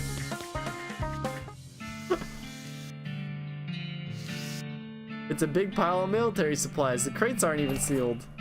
Smelling salts and army field trauma kit. Oh, one of the drawers of this cabinet is open, a crack. A new map location. There's only one file in the drawer, and it's a discharge record for a soldier who died from eating poisonous mushrooms. The last entry says she was buried in plot 420 of a military cemetery up north. Mark the location of your map. Ah! I need a crowbar. It's a bunch of military manuals. They all look too complicated for you. Except one. Cannon loading for idiots. This is a book about how to load a cannon, written at a reading level that is more or less equivalent to literacy. The book is so rudimentary that it's insulting to your intelligence, even though you know almost nothing about loading cannons. That's pretty good stuff. End of the line. I'm gonna go to Breadwood and get a drink really quick. Whew. Oh, never mind, I'm all out of drink. That's unfortunate. Let's see. Transponder beeps indicating an ordinary looking copse of trees just over the next ridge. You discovered a new map location, Curious Copse. Check the trees or make like some different trees and leave. I leaved. Oh! Look at that horse! You know town's gone to pot when the horses are drunk. What's new, Susie? There's a ranch out this way run by a lady named Alexandria. Not that I got much hope of her still being alive. Aw, gee. Come on, Susie, keep your chin up. Nah, I'm fine. As long as we put a stop to this.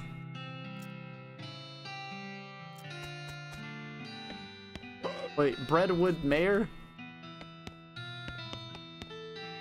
Is Breadwood's metered selection of library books. Table has no mail on it.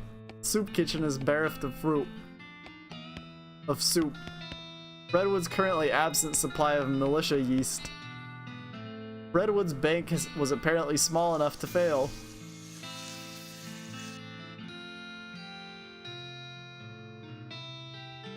Howdy, Mayor. I'm Ricky Chavez, here on behalf of the Manifest Destiny Railroad Company. We need to build a bridge in a hurry, so I'm here to cut a deal with you for lumber. Alright, I believe we can scrape together that much wood. What sort of down payment are you offering? Oh, I sort of expected you would just bill us. Want that much lumber with no payment up front? Are you serious? I can probably offer you free train rides. I do enjoy a nice train ride, but that deal would be a real problem. I've already got 7 problems to worry about. Oh? The mayor glances at his list of problems posted on the wall and paces around nervously. Offer to help. Maybe I can help with some of your problems. Oh, thank you. I'd certainly welcome any assistance you can offer. Look at the problems board. Oh god, there's so many. Which problem do you want to offer help? I'm thinking that. Never mind. All is not well with this well. Place is packed. Another spittoon. This is a spittoon and an unusually full one. Probably best to leave it alone. Closer look. Look, this isn't Mom and Pop's Family Fun Time Saloon. This is a dive bar in a dive town. The people who drink in here are mainly drifters and desperados. Don't go splashing around in the literal scum of the earth. I'm gonna. Seriously, don't. This is wrong and disgusting. It is vile behavior. I have my face right up to the thing. What's it look like?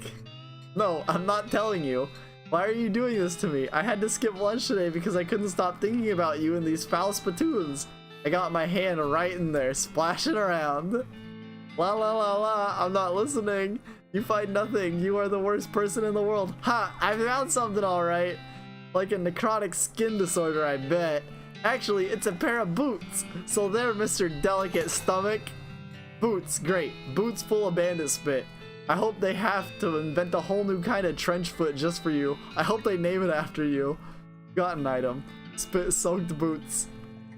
These boots have been rendered extremely flexible by dint of months spent soaking in tobacco spit. Best not to think about it.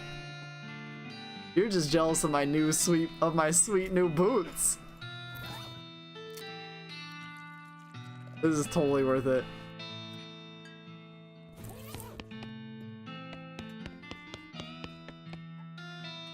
It's a post. Redwood trading post. Trade with it.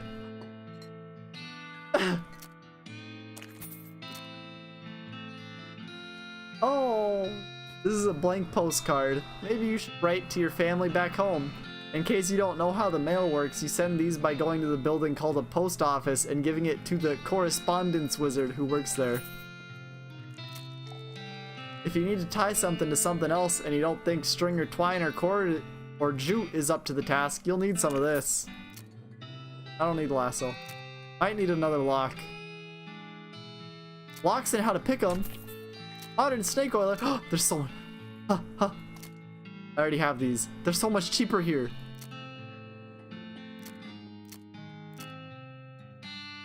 Okay, modern monkey wrench. It doesn't even look even a little bit like a monkey. What the heck? What a ripoff. Locks and how to pick them. Gives you the lock picking expertise skill. They ain't invented a lock that'll keep you out. After you're done reading it, you donate it to a local orphanage. Soon those orphans will be able to make their escape. Go, orphans, go! More snake oiling. Let's see. There's an essay extolling the virtues of shooting wildly without looking where you're aiming. Gives Shoot Nanny, a skill that lets you fire a whole bunch of bullets at random targets. There's a fold-out chart listing all the hottest new poisons. A passive skill that multiplies the amount of poison you apply to enemies when you poison them. And there's a recipe for a new kind of snake oil concoction that looks like it might come in handy in a fight. Gives good medicine. Skill that lets you... I think I'm gonna learn shooting. Have a wild shooting party. You read the essay and really take its lessons to heart. Fire wildly in the air until it feels like second nature. Unfortunately, it looks like several of your stray shots hit the magazine. It's pretty much a Swiss magazine about cheese at this point. Aw.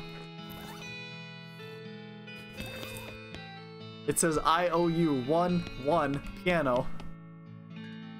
Well, well, looks like some poor son of a biscuit wandered into town.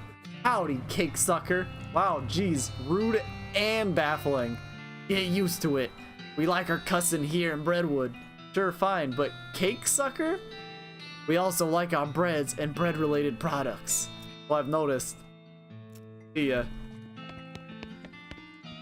What are these guys? So much to... Two old friends reminiscing about good times and occasionally showing one another their guns in a non-threatening way. Don't be this guy. This guy is grimly washing dishes. He notices you looking and waves you away, irritated. There's a note on it that says, "See bartender for darts."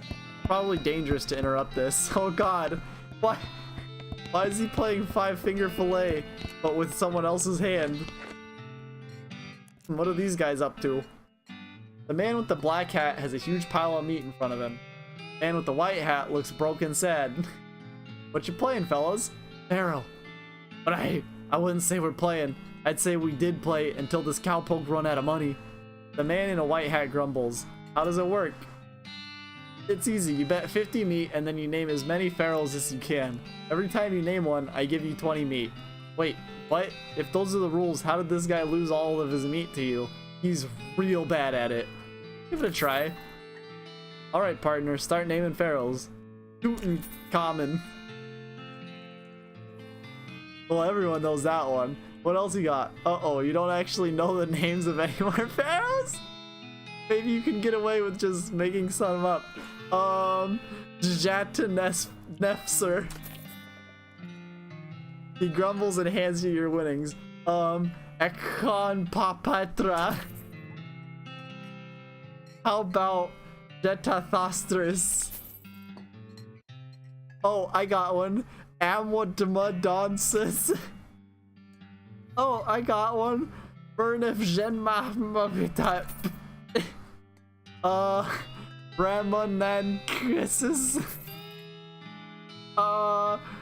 Sanarankasunket. How about Achones Gementris? Amwadana Miramon. How about Cabmarath Mudden Mudset? Ramon Gemon Norwad Patra? Amosanamorosis? Jetanemoreme Morem Damonfree? Why is it still going? Dasosonaman Menses Unem Hetefanonsur. That's all I got. Table's closed. Get lost. Whatever you say. He's still mad about losing. Better leave him alone.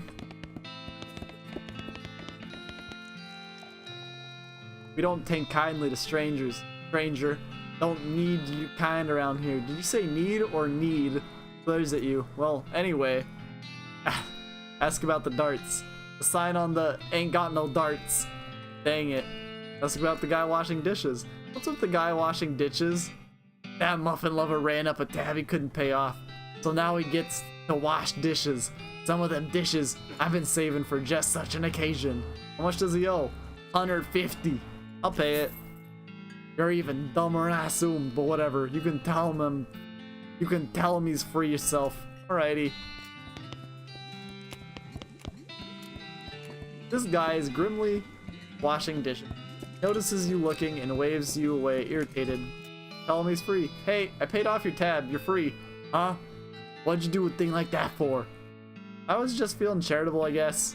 Well, thanks, but I don't know how to do pretty much nothing except washing dishes. Nothing at all? Well, I can also wash clothes. I can play the washboard. That's pretty much it, though. Send him to the dirt water. Well, there's plenty of job opportunities open up in dirt water. Why don't you try your luck out there? Well, alright, it's worth a shot. Thanks, pal.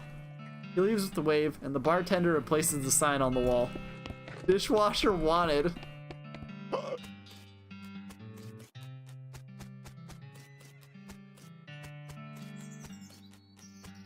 I guess I'll go to the bunkhouse. On the one hand, it's a modern convenience. On the other hand, it's got zero privacy. Plus, just for fun. 6 experience.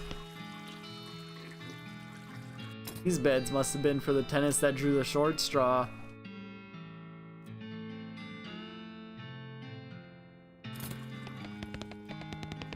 Oof, this would be a pretty drafty place to sleep. There's some water and a few miscellaneous toiletries provided. Hush up. Ah, much better. This guy seems very focused on his beard growing. This guy's just chilling by the fire. It must not be a very good fire. Howdy, stranger. I'm Hobart Bumper. What? Oh, I mean, hi, Hobart. I'm Ricky Chavez. You seem like the traveling sort. Mind doing a fella a favor? What's the favor? Thing is, my only dream in life is to see an owl skeleton. That's quite a dream. I heard they've got one in the petting cemetery, but the what? Petting cemetery. Is that what it sounds like? Exactly what it sounds like. But see, I ain't got the meat for a ticket. Want a loan? I ain't got no prospects for paying it back. I got a camera and I figured if you went to the cemetery, you could take me a picture of their owl skeleton and bring it back to me. Sure, I'll do that. Great, thanks a bundle. Got owl camera. It's a camera with an owl-shaped aperture. He marks the location of the cemetery. Okay. Okay, I'll be back, owl. Yes! This footlocker is labeled Holloway. H. Holloway, and it is very locked. The locker contains the key to itself and a few miscellaneous sundries. Got an item, Holloway's pin. Silver lapel pin in the shape of a mining pick with a jumble neck mine 1-year anniversary inscribed on the haft. This item goes on your lapel.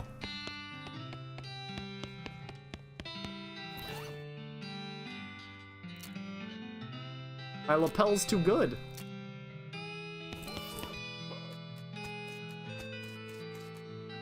Dunwich Crouton, 1848 to 1860. Nothing that way but thousands of trees. Brusant Le Breton, 1860 to 1886. The graves past this are all too old to still be legible.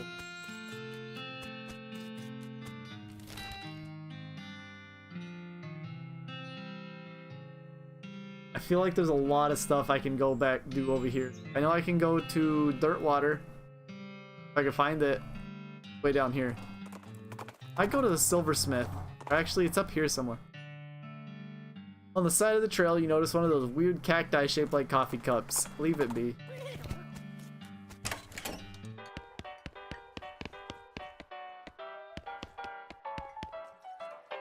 Poor old Ellsbury. Show him the helmet.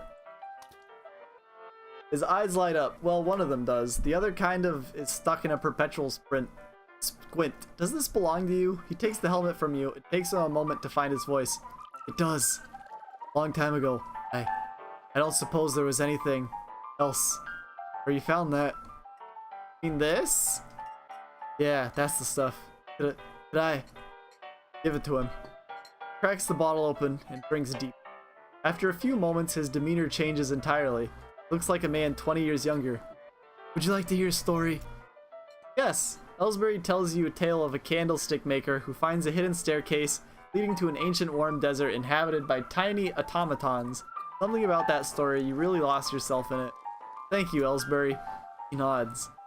If you ever want to express your gratitude in a more tangible way, you know the trick. Goes back to listening to the piano. Got some medicine for me? Yeah, here you go. Cracks the bottle open and drinks deep. After a few moments, his demeanor changes entirely. He looks like a man 20 years younger. Ellsbury tells you about a strange cavern where maniacal cows live as the slaves of immortal cows. Something about that story, you really lost yourself in it. Try to fix them.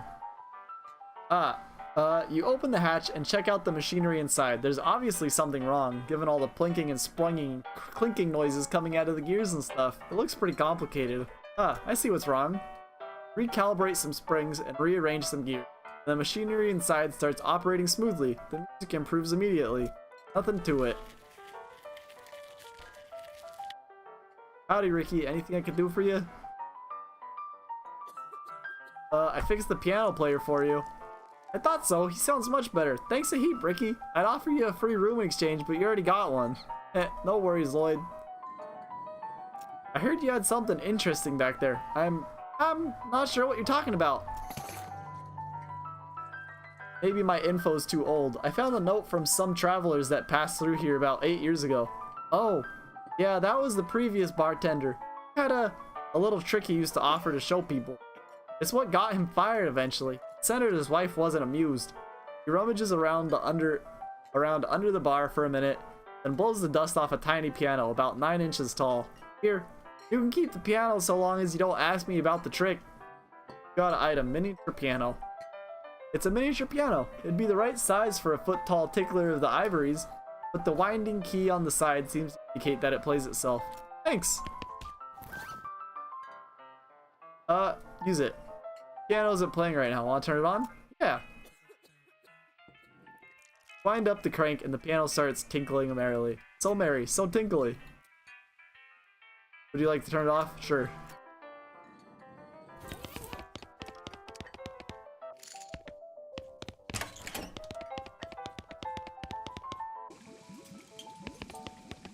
Oh god, I'm honestly just kind of looking for stuff to pick now. Oh hey!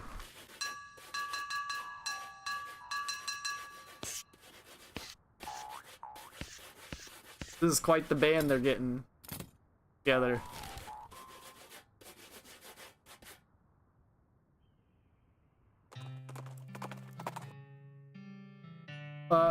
As you're riding along, you see some braided fuses sticking out of a nearby rock. Investigating it more closely, you see that somebody drilled a hole in the rock and inserted a bunch of dynamite, but apparently lost interest and wandered away without setting it off. Maybe they were just out of matches. Their lack of follow-through is your gain. You got an item, 3 dynamite.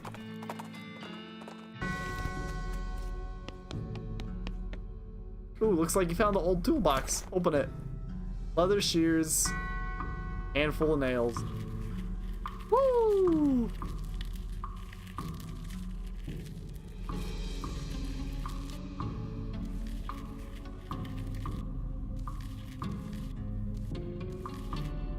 All loose boards.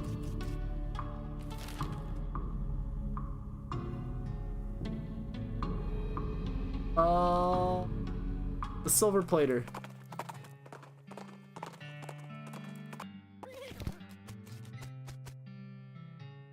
What are my options? Not my hat, maybe something else. Not my melee weapon. Not my pistol. Oh, I thought he plated boots, but I guess not.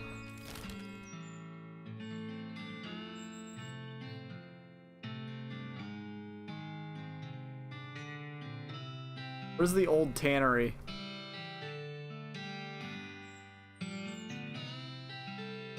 The old millinery, what it was called. It had a locked door. There it is. It's a stankelbove, a cow. As the trail curves through a patch of marshy ground, you catch a whiff of something worse than swamp gas. It's a stankelbove, a cow skull floating in a cloud of noxious vapors, and it saw you even before you smelled it. Heck it. Too easy.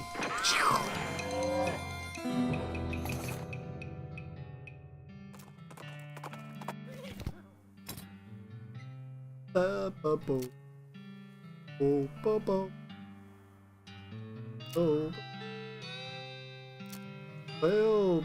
oh.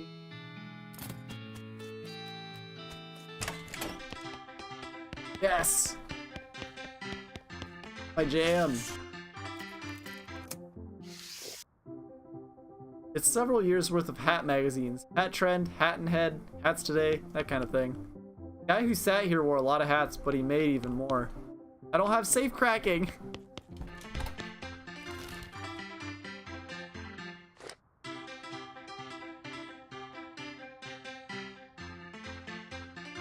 Footage.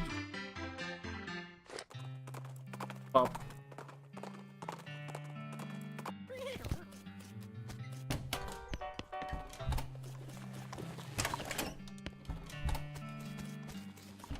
Wonder if I have any mail. Any mail for me? Nope. Darn. Well, I'd like to send a postcard. I've already sent a postcard today. Ain't you heard of the Postcard Limit Act of 1893? Oh, what's that? Okay, so the government put a restriction on prepaid postcards of 1 per citizen per day. Now, why do you think that might be? Well, to reduce strain on the postal system? Nope. That's what everyone guesses, but that ain't a thing. Wagons still make the trip no matter how many postcards are on board. Listen, we're talking so many postcards you need a second wagon, but that ain't likely. So, to restrict the free flow of information to keep the people from being able to say too much through the mail. So the left end of the territory don't know what the right end is doing, and vice versa. That way they can implement a different rule of law in each area, whatever's most effective to keep them particular folks down. But people can still send letters? Letters? Who's got time to write a whole letter in this day and age? But they ain't even got the real big part yet. What's the first 2 letters in conspiracy? Huh? C-O. Oh, jeez. That's right. They're in league with the cows. It's all a plot to keep us docile so they can deliver us up to these hell cows they summoned. Think the government deliberately summoned the cows? There's proof. The plan was referred to in a rider attached to a Senate Farm Aid bill that was passed 11 years ago. And when did the cows come home? That's right, 11 years. There's no way a Senate bill says, let's summon cows from hell on it. No, not in such obvious words. Are you cracked? It's all in code and dog whistles. Like, go look it up for yourself. Okay, even if I wanted to do that, the capital city isn't even in this territory. It's 100 miles away. Uh-huh. And you think that's a coincidence? Okay, well, that's very interesting. Bye now.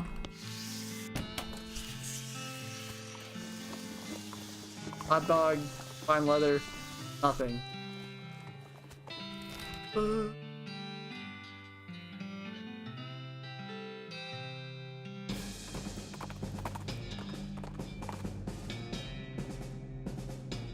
You spot a guy riding down the road on a brown horse, wearing a brown fur hat and carrying a brown shopping bag with a brown loaf of stolen bread sticking out the top. You can tell it's stolen because the bag has a little picture of a loaf of bread on it. He rides up and brandishes a great big loaf of bread at you. Hand over all your bread or I'll bludgeon you to death. Geez, you sure like bread, huh? Yeah, it's kind of my thing. Frighten him away. Listen, we don't have time to fight. Didn't you hear? There's a huge swarm of weevils headed this way. Whoa, weevils? Plague of weevils. If you don't run away now, then it'll be on your own bread. He screams and rides away at a gallop. Whew. Your El Vibrato transponder begins beeping slowly and quietly.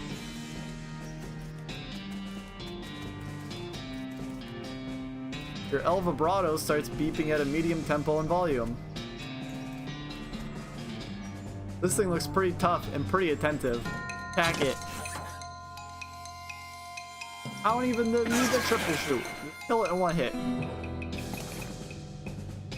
You put an end to that crazy machine's century-long reign of terror, or reign of duty, I guess? It was really just minding its own business.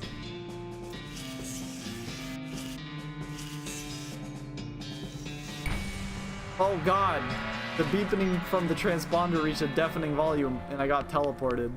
The machine is not switched on, but it has an empty coffee cup in it. Oh, I wasn't ready to leave. This monolith is dark.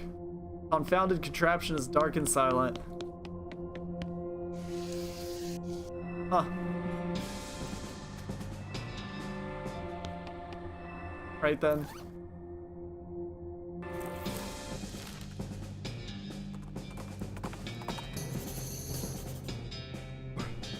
You see a partly burned military signpost off the side of the trail. It says Fort Treason, but the part that says how far away it is burned off. You ride in the direction of the arrow for about 40 feet and see the fort. Apparently it was 40 feet away. Investigate it now.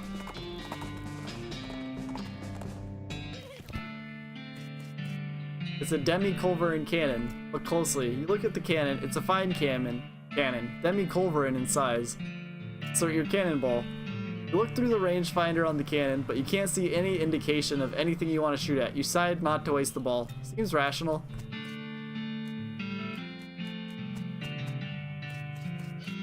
It's your partner.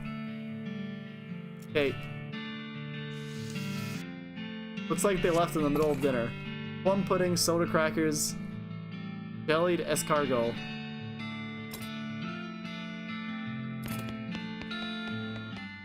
This footlocker is still locked. Artillery targeting flare. This flare produces a huge plume of smoke, and where there's smoke, that's where you should fire. Incendiary bullet, artillery saber, smelling salts.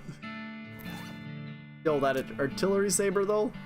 The army in its infinite wisdom apparently decided that every soldier needed a sword, even the ones who were only good at using guns. The lock on the footlocker has rusted away to almost nothing. Kick it open. 3 silver bullets and 3 smelling salts. Private Lemon's diary. Military grade whiskey and smelling salts.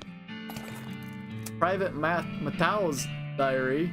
Key to P.O. Box 114. Military grade whiskey. Smelling salts. Alright, let's read these diaries.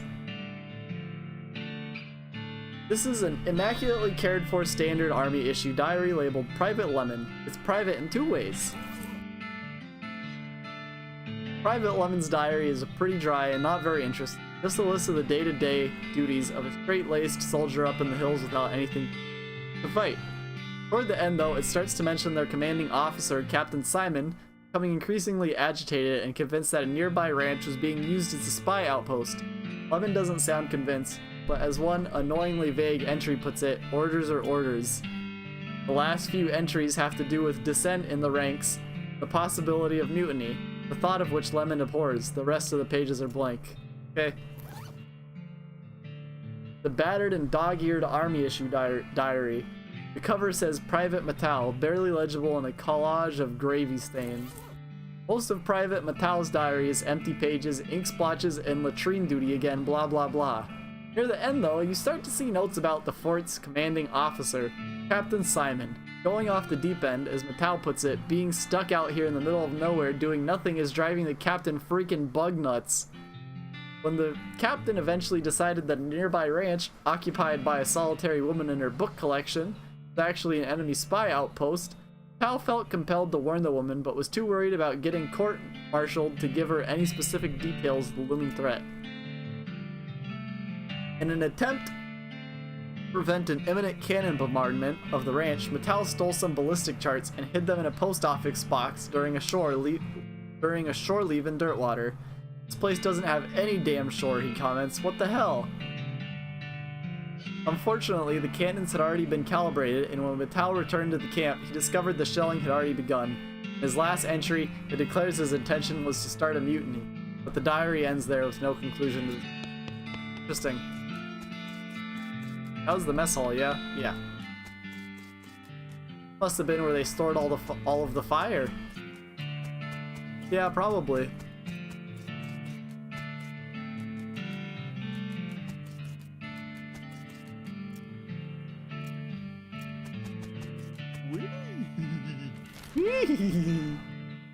I love Loco. I love Rocco.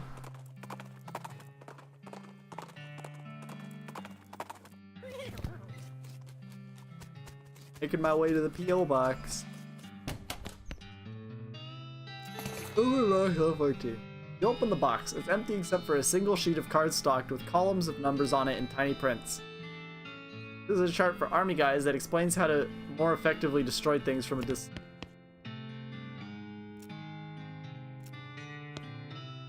Hey, I'm glad he didn't tell me about the whole letter treaty again.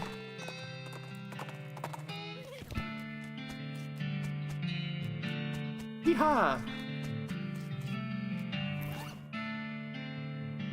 Okay, read. The chart is full of details on precision firing of the demi-culverin artillery cannon. Can't think of any reason you want to know about that. Okay. Let's go to Alexandria Ranch. You find an abandoned crate on the side of the trail addressed to Fort Treason. I guess whoever was in charge of delivering it figured, well, screw those guys. Crack open the crate's hard outer shell and collect the sweet inner meat, except it isn't meat, it's items. Chemical bullet, silver bullet, and army field trauma kit. Sorry, that analogy wasn't very good. That's a lot of cows. There's no way past these cows except through these cows. Cows are weak.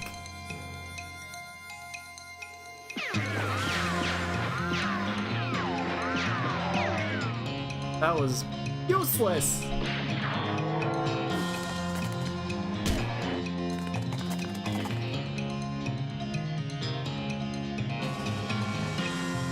Oh, it's only usable once per fight.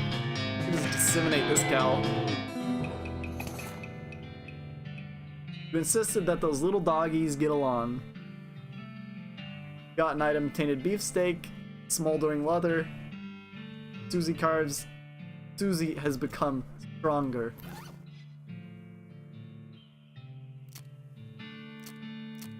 Alright. Cartwheels, cartwheels, cartwheels. Wow, this place has really been blown to pieces. Used to be an undestroyed bookshelf, but not anymore. Got an item: the Diary of Alexandria, Alexandria. It's a heap of smoldering books. The books are wrecked, the volumes are ruined, the tomes are kaput. Mostly destroyed bookshelf. You got Modern Snake Oiler, issue 199. Big Spleen. There's a free sample of cologne that says it'll make your spleen bigger. Gives Big Spleen, a perk that lets you consume more potions in a day. Expert Poisoneer, good medicine. Let's learn Big Spleen. Take a big whiff of the cologne sample and feel your spleen glow larger. Got Big Spleen. Your chemical experimentations have given you a comically oversized spleen. Trust me, if you could see it, you'd laugh. Then you sneeze so hard that the magazine is blown completely to bits. Gesundheit.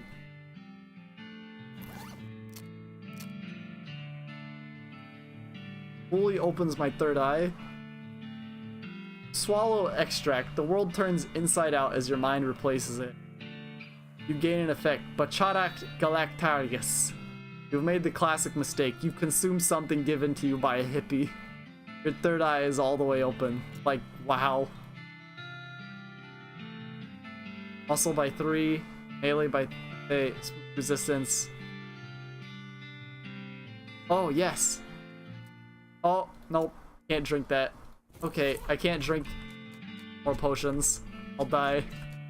Well, I'll die if I drink that one in particular. I have the diary to read. You flip through the diary. Most of it is uneventful, describing the life of a woman who likes books and isn't interested in much else. Ends with a passage about a soldier from the nearby fort warning her about some kind of danger he wouldn't specify, so she moved her most valuable books to her cellar. Took the ordinary precautions, boarding up the windows and not leaving the house at night. Turns out that isn't much good against cannonballs.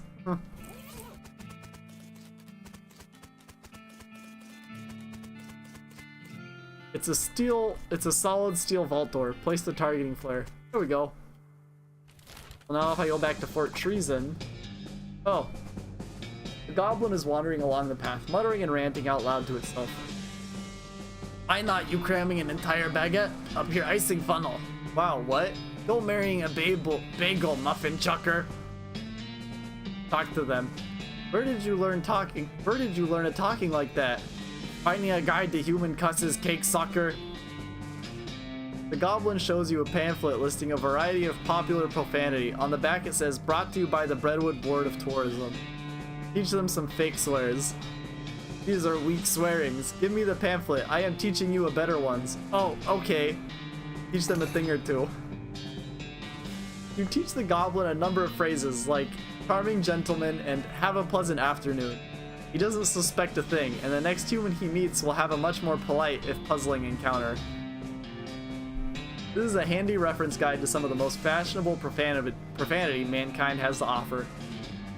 Plus 5 Moxie, not bad. I think my offhand item's still better. Hey, you're a stinky cowpoke. Just cause I shoveled all of the big apple doesn't mean I'm a stinky cowpoke. It means I'm a proper cowpoke. I'll have you know. You look at the cannon, it's a fine cannon. Okay, insert the cannonball. Peer through the rangefinder at the distance smoke of your targeting flare. Consult the ballistics chart and turn the little knobs and cranks and stuff to the appropriate places. Root around in your pack and find a match. Light it up.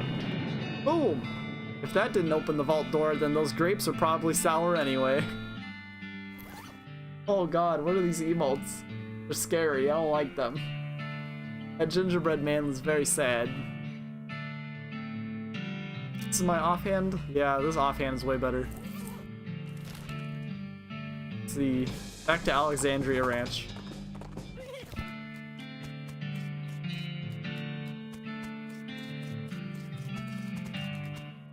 Oh, hey. There's just a hole in the ground. Books and books and books. You got percussive maintenance. Gives you percussive maintenance skill. This book is full of tips and tricks about the ancient art of fixing machines by hitting them really hard.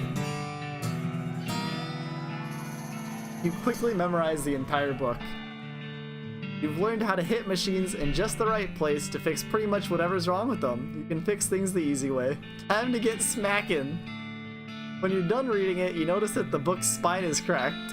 You try to fix it by hitting it really hard, but you end up just smashing the book to powder. Oops. Big spleen. Good skill.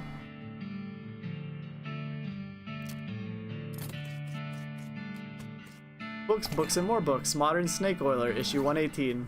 Nice. Oh, there's an article with a list of tips and tricks for moving really quickly. Gives quick on the draw. Skill that increases your speed. I don't think I really want that one. I think I want good medicine. Some of your patent medicines actually work. You save those for your own use.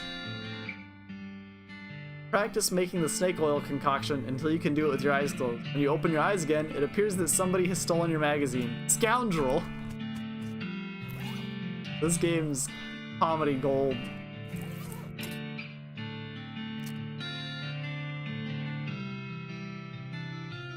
Oh, I want to level that up, but I don't really need it, ever. How to cheat at poker. Cheating is part of the game of poker, but getting caught doing it is still disadvantageous. Book purports to turn your cheating into sneaky cheating. You got a skill, dirty poker. Quickly memorize the entire book. So as to conceal the evidence of your dirty dealings, you eat the book. Let's hit the tables. I've learned how to cheat at the weird variant of poker they play in these parts. You will almost certainly get caught. Why would I do it? Why would I use it if I'm just gonna get caught? Oh, okay, I can level it up. Oh. There's 3 of the best books ever made and I can't even read them. How do you lose weight fast in 7 easy steps? Do this. This walk, do that. Trust me. Or this walk. Both of these, very beneficial to losing weight. It's half a cannonball, the front half. You pick up the cannonball and inspect it. There's an inscription that you can mostly read. It says the cannonball came from Fort Treason, and it's got the address stamped right onto the fortress. The bombardment was done by the army. The horror. That's the same thing. That's only 2 steps. Oh, but see, you gotta do this walk after. And then this walk. And then not that walk, because that doesn't actually work you out at all. This one doesn't work you out. But this one really works your core. And then you gotta get a horse just like this. And then you lose your weight. There's an open grave here, which is a little weird. Maybe they forgot to bring the body and had to go back to get it? Man, I bet that would be really embarrassing. Jump in and see what you find. Oh hey, there are a few things in here already. Maybe they were just burying this junk but forgot to fill the hole back in. Handful of coins, burial whiskey, and a gold skull.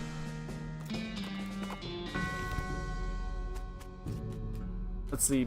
Burial plots, eternal flame, this shack. There's a shovel here.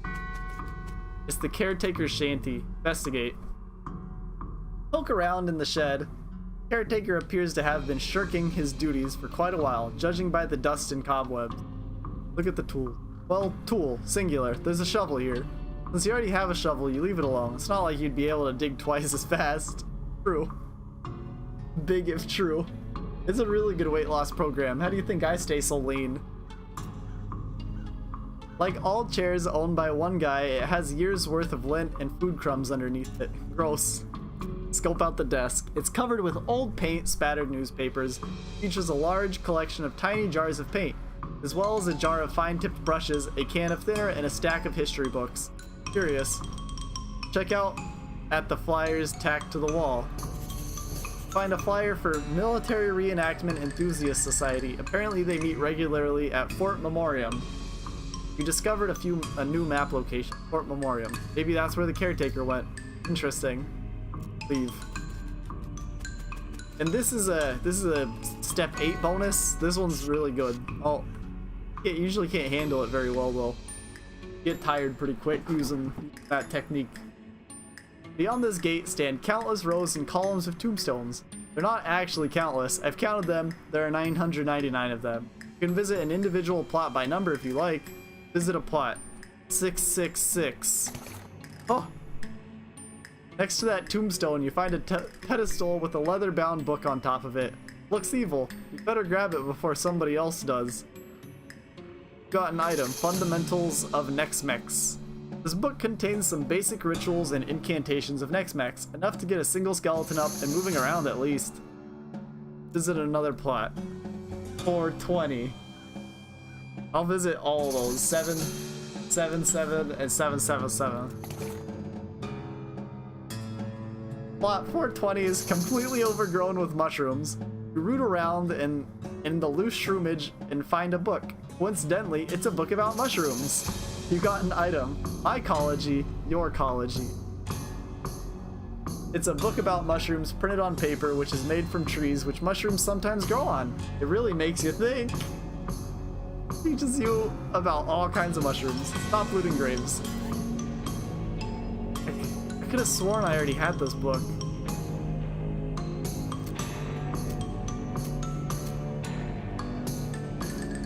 Books. Oh, I have introductory Nexmex. Okay. Oh, I didn't even read it. This black covered book written in black ink on black paper is a primer in the arts of southwestern necromancy, otherwise known as gives you grin and skull skill. It seems like it's probably pretty dangerous. Are you sure you want to read it? On second thought. Oh, are these books dangerous? I'm scared to read these. Flip through the book and memorize the positions of all the spots on all of the mushrooms. You get a perk, Pass and Fair Mycologist. You know more about mushrooms than the average cowpoke. You can identify useful or dangerous mushrooms. Hush! After you're finished reading the book, you absentmindedly misplace it while musing about mushrooms. Drat. Alright. Back in. Visit plot 7. You approach the grave. It reads Corporal Maxie Holcomb, 23rd Bingslinger Division. The soldier buried here is making a lot of noise. Dig it up.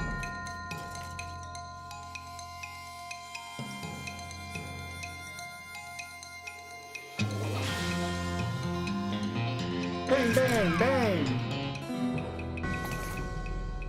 Beat the skeleton and stuff what's left of it back into the grave hole. Hooray! I can level up something I wanted to level up. I don't think it was Dickerin.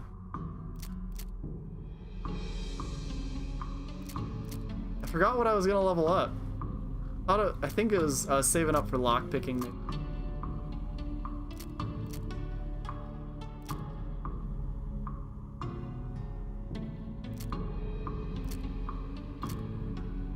I'll just hold it for now. To the plot. 77.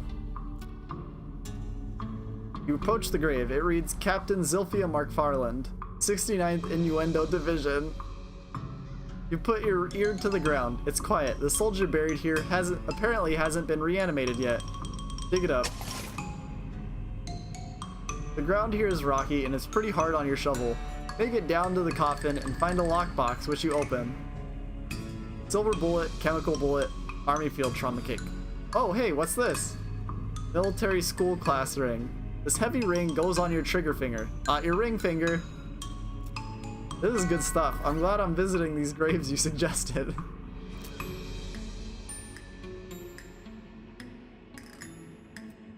That's a really good ring. plot. 777.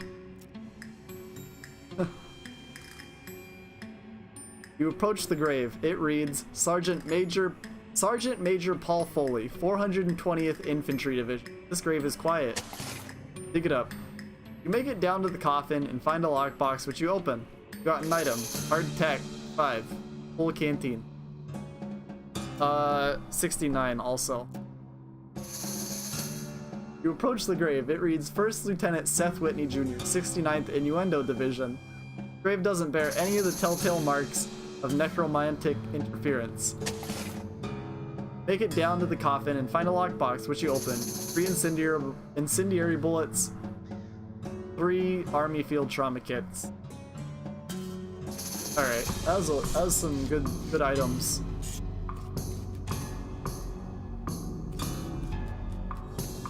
Yeehaw, 1. Let me go back. To the plot. Pick up grave 1. Okay. You approach the grave. It reads, First Lieutenant Filomena de la Cruz, 4077th Chef Medic Division. You can hear the grave's residents scratching at its coffin. Get up.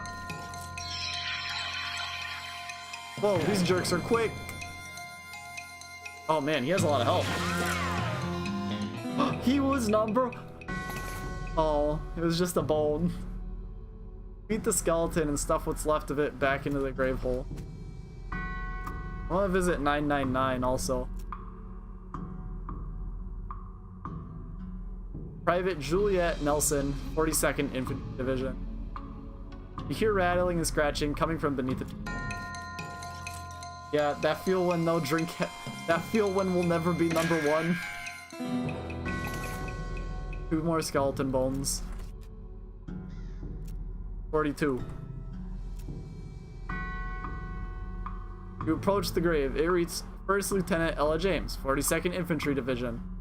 Put your ear to the ground. It's quiet. The soldier buried here apparently hasn't been reanimated. We got grave dirt, a handful of loose teeth, skull chip. Your shovel finally gives up the ghost, so to speak.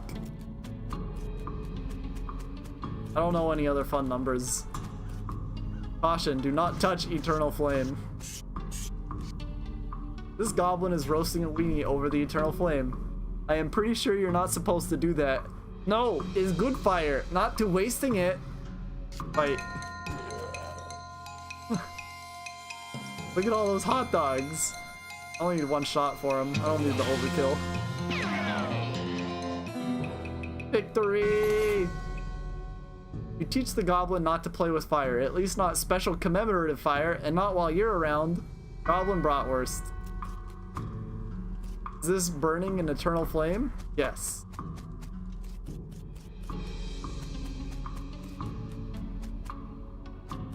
Military cemetery. What an embarrassing typo. I'm gonna go to the petting cemetery. Let's see. Ew. It is crazy hot out here. The desert is just the worst. If you stay here too long, you could end up like one of those charred black skeletons clacking towards you. Fight them. These aren't too bad. Probably get away with this. The shoot nanny. Woo. That was good stuff.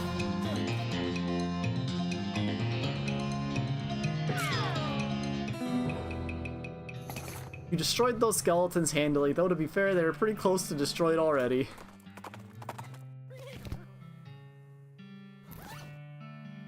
What was I gonna do? I don't think I have any potions strength that are good. Yeah, I don't. Can't drink this because it will kill me, apparently. Ba ba ba ba ba ba ba ba ba ba. Woo! Tumbleweed technique is a very advanced technique. Howdy, welcome to Gorman Lancaster's one and only pet cemetery. It's petting cemetery. It's educational and entertainational, and only 500 meat for a lifetime pass. Entertational? Look, don't knock the patter, okay? Petting cemetery. That's right, a wide variety of guaranteed genuine animal skeletons, and you're free to touch them to your heart's content. Well, with your hands, that is. No riding. Can I feed them? You can try. Neat. Interest you in a membership, fella? That's exorbitant. It's a lifetime membership. If you were younger, it'd be worth more. Fair enough. This game slays me. I suppose so. Wonderful! Just hold still for a second while I memorize your face. Okay, go right on in, and thanks for your patronage.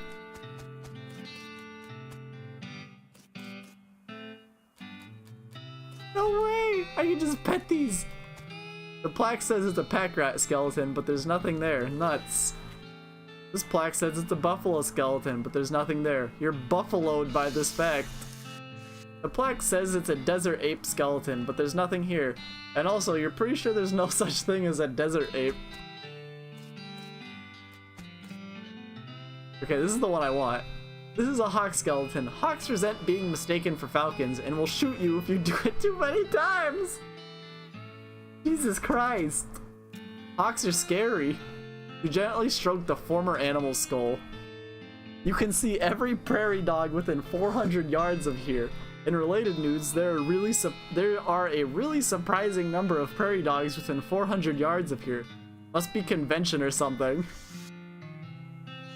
This is a bobcat skeleton. Bobcats are known for their ferocity and the weird high-pitched noises they make when telling jokes. This is a skeleton of a jackrabbit. In a pinch, the jackrabbit can help you change a wheel on your wagon. This is a skeleton of a desert tortoise. It is currently in a very slightly less of a hurry to get places than it was when it was alive. This is an owl skeleton.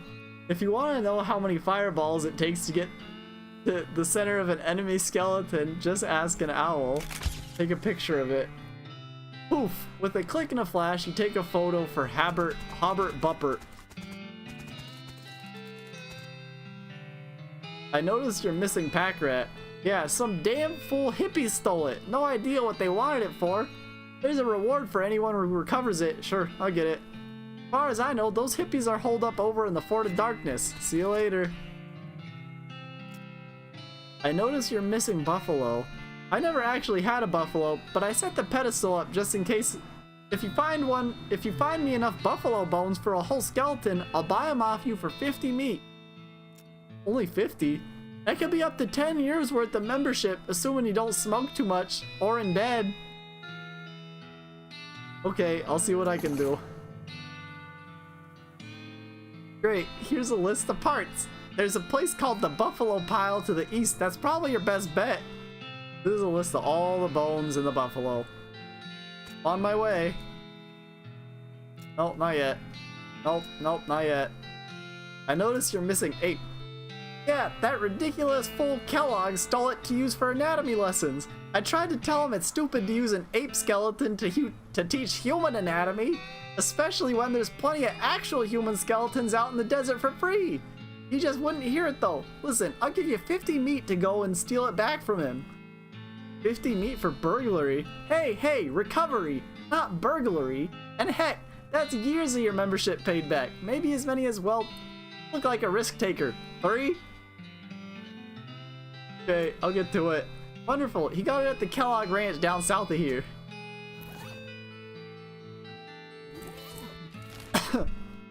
Alright, so Kellogg Ranch. I think it's in his office. It's the ape skeleton from the petting cemetery. Hold up the ape skeleton and stuff it in your pocket. Kellogg must have used this for anatomy lectures, which probably made some of his students feel self-conscious about the length of their arms. There's still nothing in this room. I wonder if I could use this gymnasium more. You strap yourself into the machine and turn it on. The intensive vibrations make your teeth bang together uncomfortably. It hurts. Oh, I can open this now. Never mind. Yeah, I need 2 experience to get more lockpicking. Where was the other place I needed to go? Port of Darkness. You spy a patch of loco weed growing next to the trail. You hop down for a closer look just to make sure it's not loco grass or loco flowers. Don't try to get loco. My horse is also already loco enough. Crazy Horse has a hard life. Hey, it's the pack rat skeleton from the petting cemetery. Stuff the pack rat skeleton in your bag. The lady is too preoccupied with the contents of her head to notice. This pack rat skeleton was absent-mindedly stolen by one of the Kurtzites. Gorman will be excited to get it back. Let's see. Petting cemetery. You come across a deserted campsite. There are signs of a struggle, but the only intact object is a crate with military stencils on it. I think they're military, at least. It's hard to tell with all the mushrooms. Oh yeah, the crate is also, like, covered with mushrooms. I kinda buried the lead there. Looks pretty flimsy, but you're not 100% sure what you want to touch. Oh, I just opened it with my hands last time. That knocked me out and made me angry, and I also beat the shit out of myself, apparently. I'm gonna open it with the crowbar. Pry off the lid, being very careful to avoid the mushrooms, just in case, and grab the supplies inside. Wow, there's a lot of stuff in here.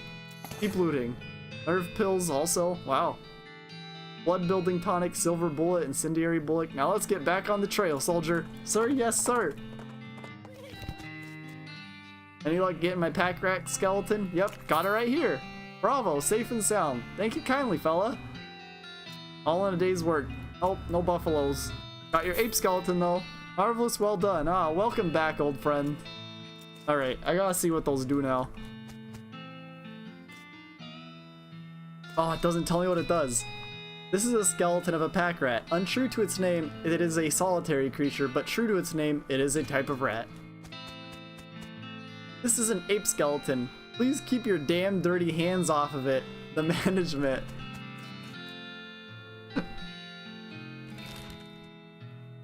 Alright, time to go to the buffalo pile.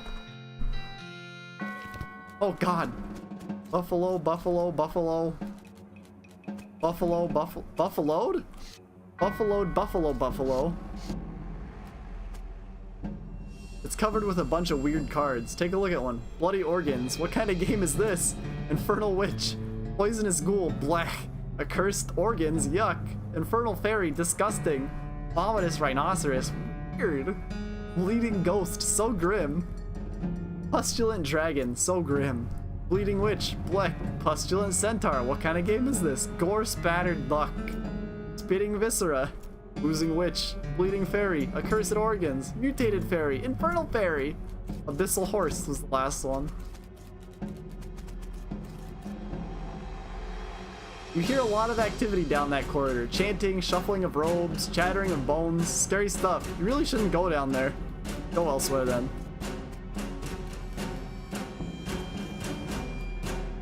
Blood? It's covered in big beakers. You got an oversized chemical beaker. It's a giant vat of blood. Great. Collect some? You have no idea what you're trying to make here. You sure you want to mess with the stuff? No. It's a vat of milk. That's less threatening than the blood. Ichor. A giant vat labeled ichor. Nasty. It's a giant vat filled with lemonade.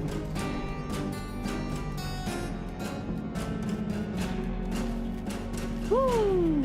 Tumbleweed technique.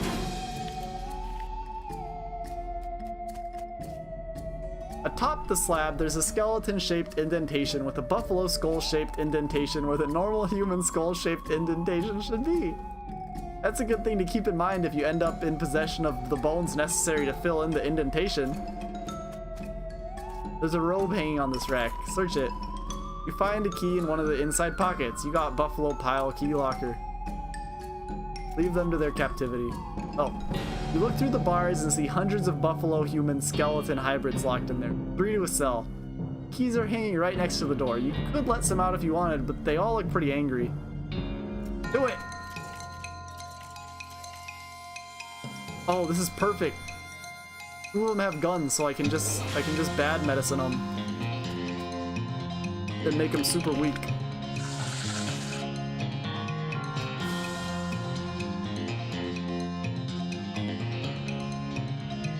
Buffalo Soldier Rifleman.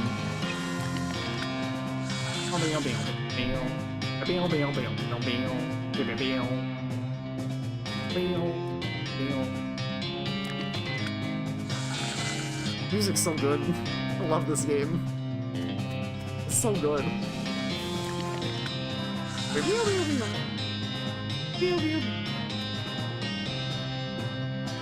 Shoot Nanny!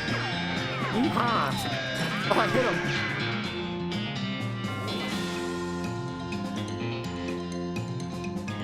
Ugh. I'll make shift cover.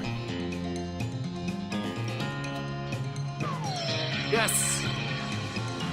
Okay, good. Only did 5 damage. I just need to break this stupid cover. There we go.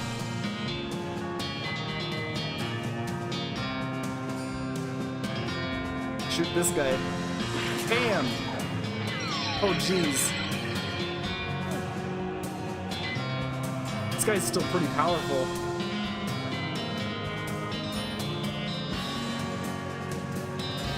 Back! Yes! Oh! Man, this cover is awesome.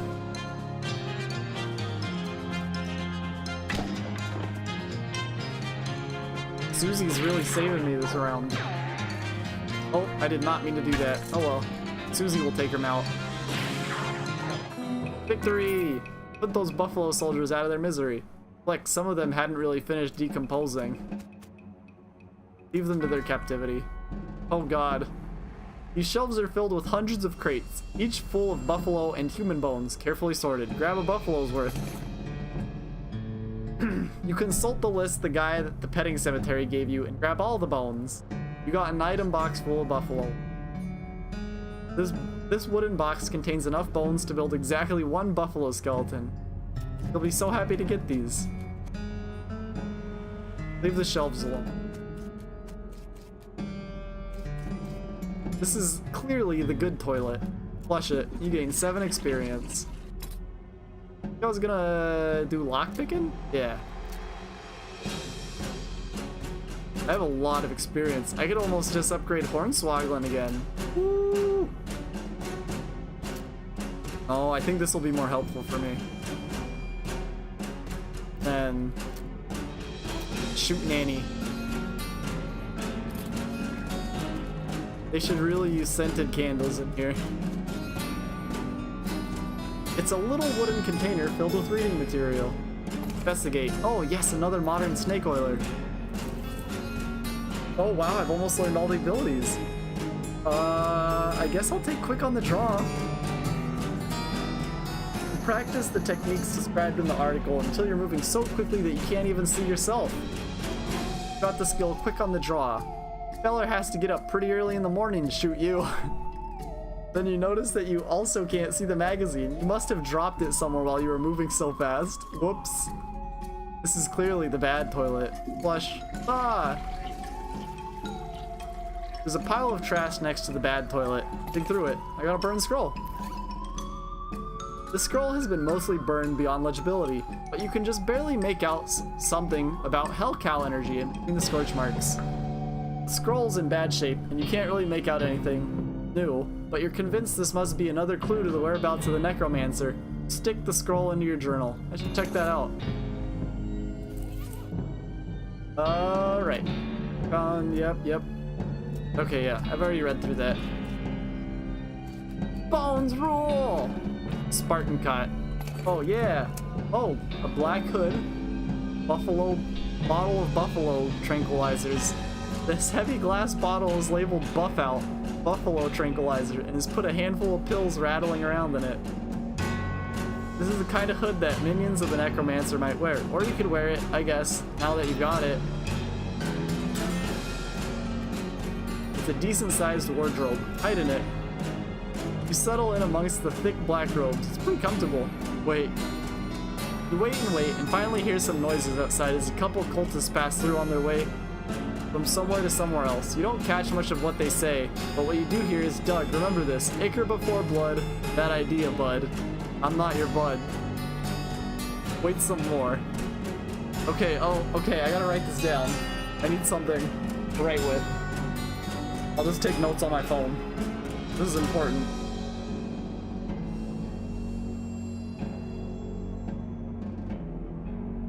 Alright, let's see here. Ichor before blood. This is very important stuff here. Ichor.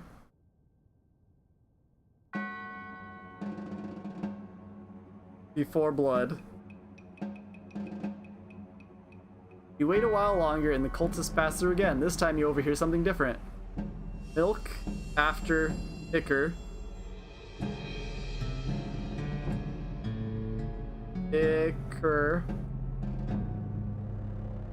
Might as well try to reanimate Wicker. That's too long to remember. You wait a while longer and the cultists pass through again. This time you overhear something different.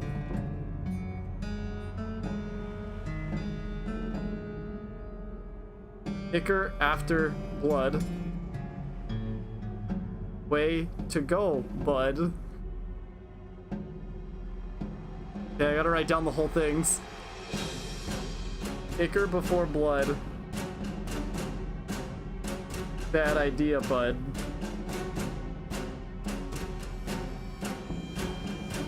Milk before Ichor. Might as well reanimate Wicker. Reanimate Wicker. Just take it. You take a picture of the screen. You're the dip. You wait a while longer and the cultists pass through again. And remember, Doug, Ichor after milk. Ichor after milk. Ritual smooth as silk.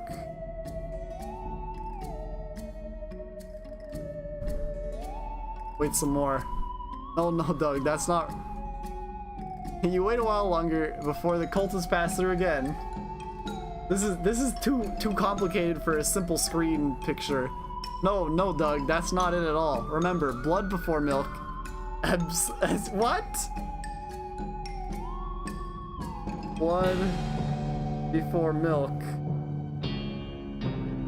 As obsolete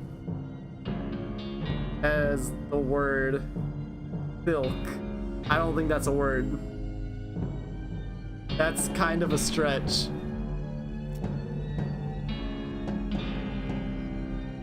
Okay.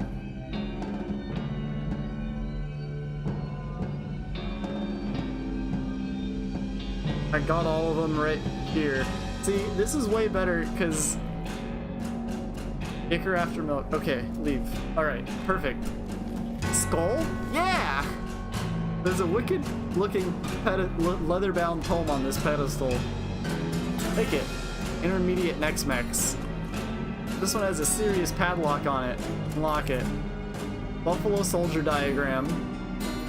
Item, handful of loose teeth, gold skull, burial whiskey, and old engagement ring. Sell it.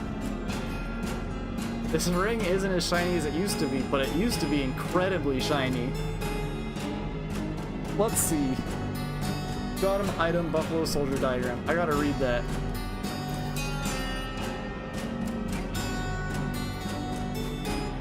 This is a detailed diagram of one of those buffalo skeleton, human skeleton hybrid things they're making at Buffalo Pile. Hey, what can I do with that? Oh.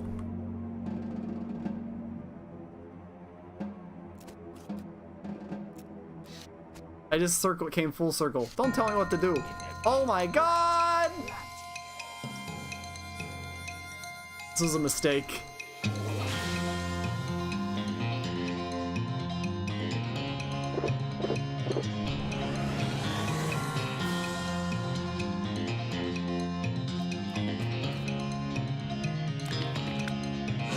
It's gonna be really bad if I get knocked out too, because I'm too angry.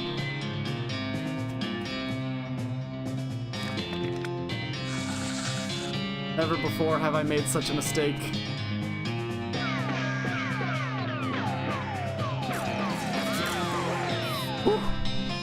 That's some good shit. That's some real good shit.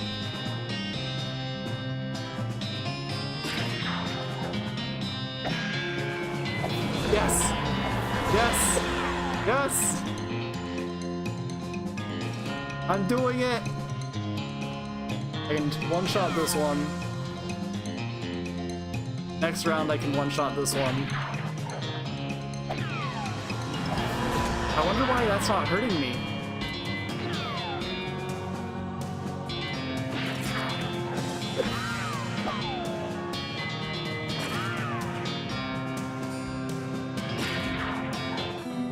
Victory! You have single-handedly put a stop to the cult activity at Buffalo Pile. Impressive.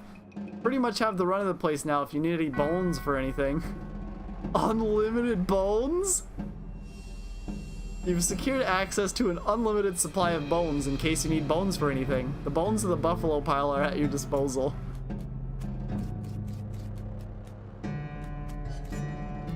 Unlimited bones! Okay, let's see. So there's blood, ichor, milk, and lemonade. Wait, where the fuck does lemonade come in all this? They didn't even mention lemonade. Ichor before blood. Bad idea, bud. Milk after ichor. So milk is before ichor.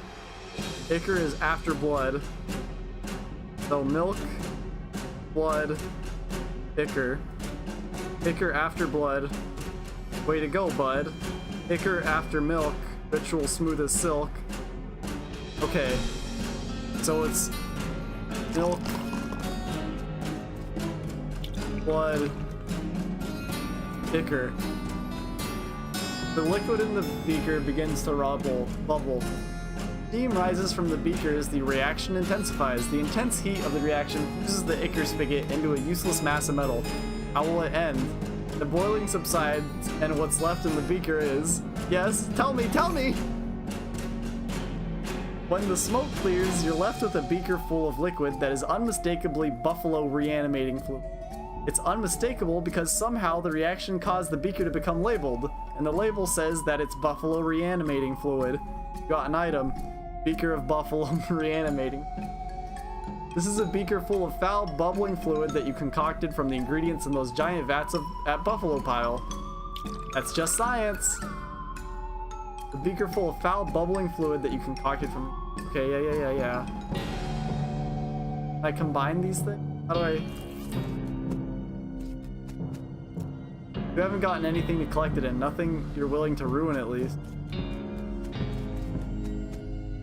Giant vat labeled ichor. Nasty. Faucet is shut. Oversized chemical beaker. This is a gallon-sized glass chemical beaker.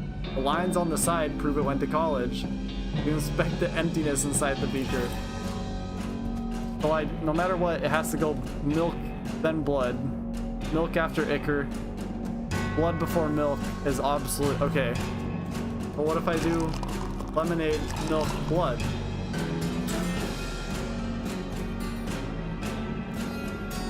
You're left with some disgusting tainted blood. You're not a fan of tainted blood. In fact, you want to get away from it, so you pour it down the drain and discard the beaker. Bop, bop. Oh. Can I just get lemonade? Third of the way up with lemonade. Expect it. The beaker is 1/3 full lemonade. You can't just get lemonade. But I can do lemonade, milk, lemonade. Steam from the reaction causes the lemonade faucet to get clogged up. Boiling subsides, and what's left in the beaker is... When the reaction subsides, you're left with some disgusting, ruined lemonade. Don't quit your day job unless your day job is running a lemonade stand. In which case, you quit it immediately. But you pour the evidence of your wastefulness down the floor drain and then discard the beaker. Well, I'll be honest. I didn't think about just getting 3 lemonade.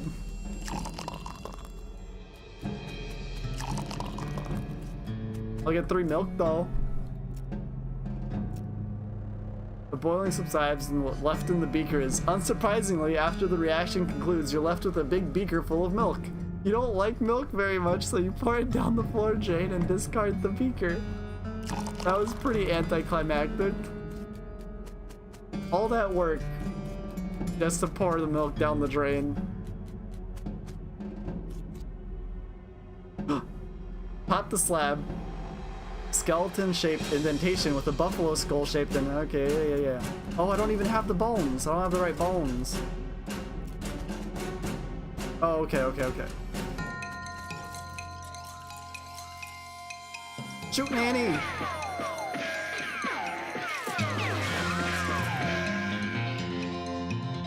Oh, perfect. Oh, spooky.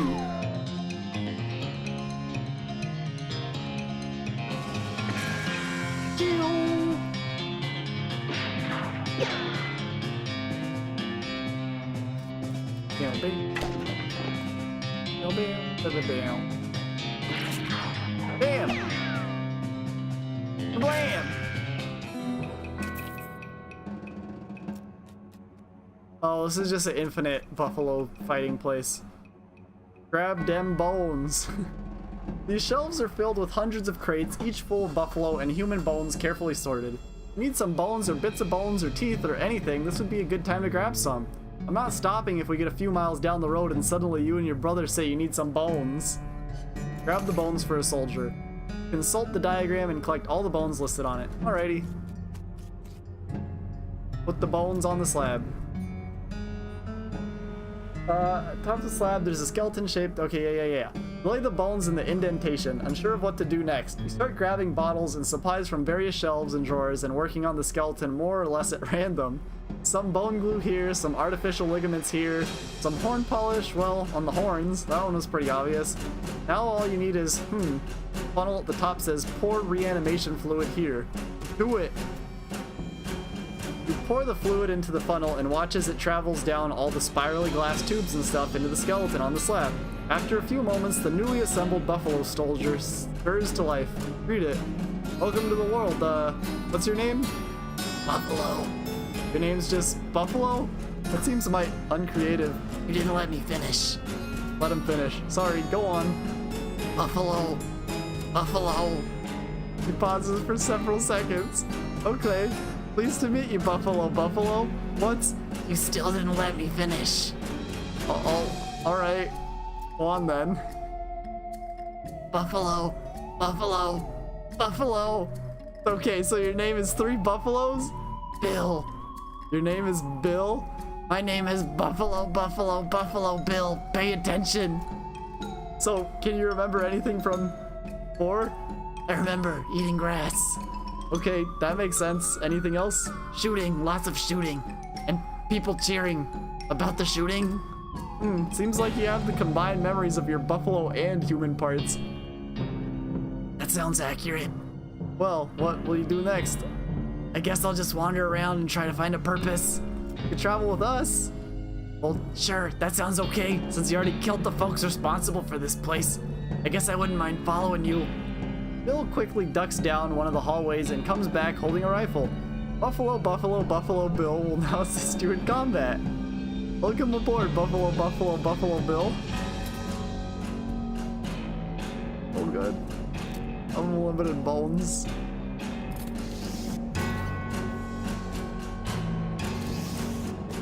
Grab them bones. You're pretty much set for bones right now. You can always come back if you're running low. Aw.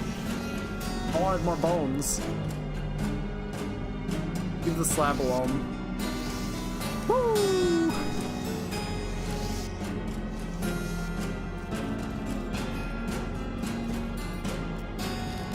Man, Buffalo Bill's a good guy. I like him.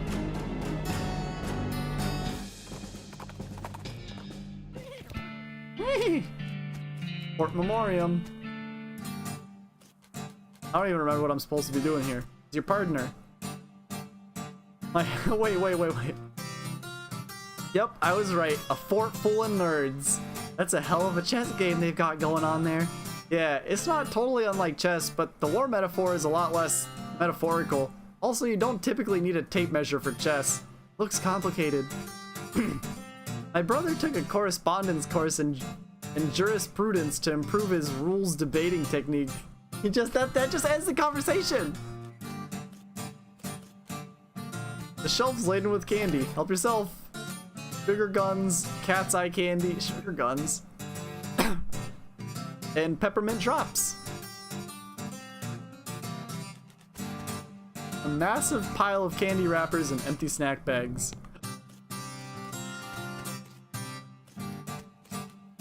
Oh god. Not many people would walk around in a cow hat in this day and age. Not to imply they're ever in fashion or anything. Hi, I'm Ricky. Hey, I'm Melvin. Are you the cemetery caretaker? Nope. I think Jeff said something about having a day job. It hasn't been that day for like 2 weeks though. Haha, snort.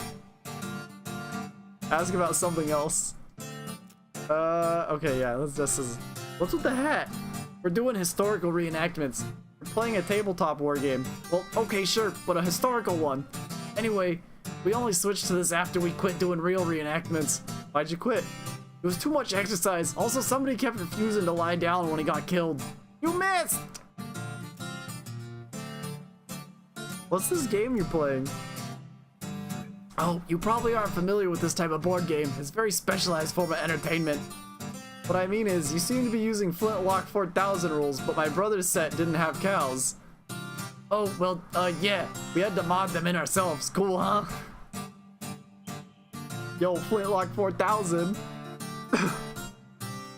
Can I play? Well, the rules are pretty complex. I don't think the others will want to stop to play a teaching game. I already know it. My brother used to bug me to play him all the time so he could test his strategies. Then great, yeah, we're short a player on the cow side. Step up to the table and grab some dice. Alrighty. This guy keeps peering intently at the figures on the table and muttering about line of sight. Hi, I'm Ricky. Hi, I'm Mike. Are you the cemetery caretaker? No, that's Jeff. I'm a paralegal. There's a lot of those in this hobby, I've noticed. Yeah, cause here if you lose the argument, nobody goes to jail. You seem to be taking this game real seriously. Well, of course, you gotta play to win. Otherwise, what's the point? Having fun? Exactly, and winning is how you do that. You having line of sight issues? Yeah, they don't let me have my tape measure on the board when it isn't my turn anymore, so I have to eyeball it. It looks like you'd get a hit on that front guy. You'd have partial cover though. Heh, I think you mean soft cover. Oh, you're playing 4th edition. Well, yeah, 3rd edition was a total kludge. Man, you and my brother would be bitter enemies. Ask about something else. Take your leave.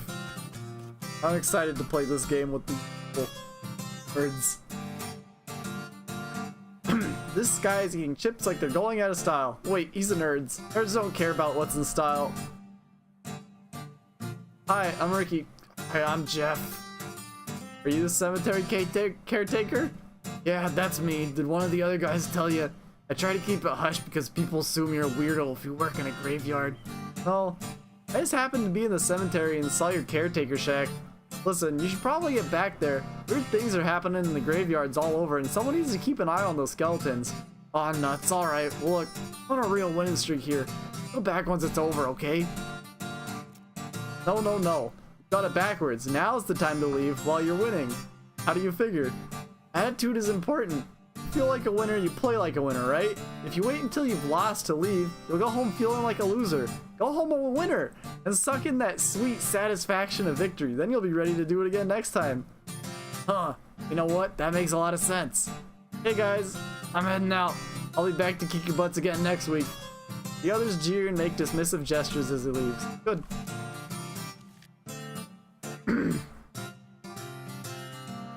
This guy excitedly and repeatedly describing his favorite kinetoscope reel. Talk to him. Howdy, I'm Ricky. Howdy, I'm Ernie. What's this kinetoscope reel you're talking about? Oh man, you haven't seen the Dixon experimental sound film yet? It's amazing! What is it about? Well, there's 2 guys dancing while a 3rd guy plays a violin into a huge cone. You can actually hear the violin. It's so great, and then a 4th guy walks in. What does he do?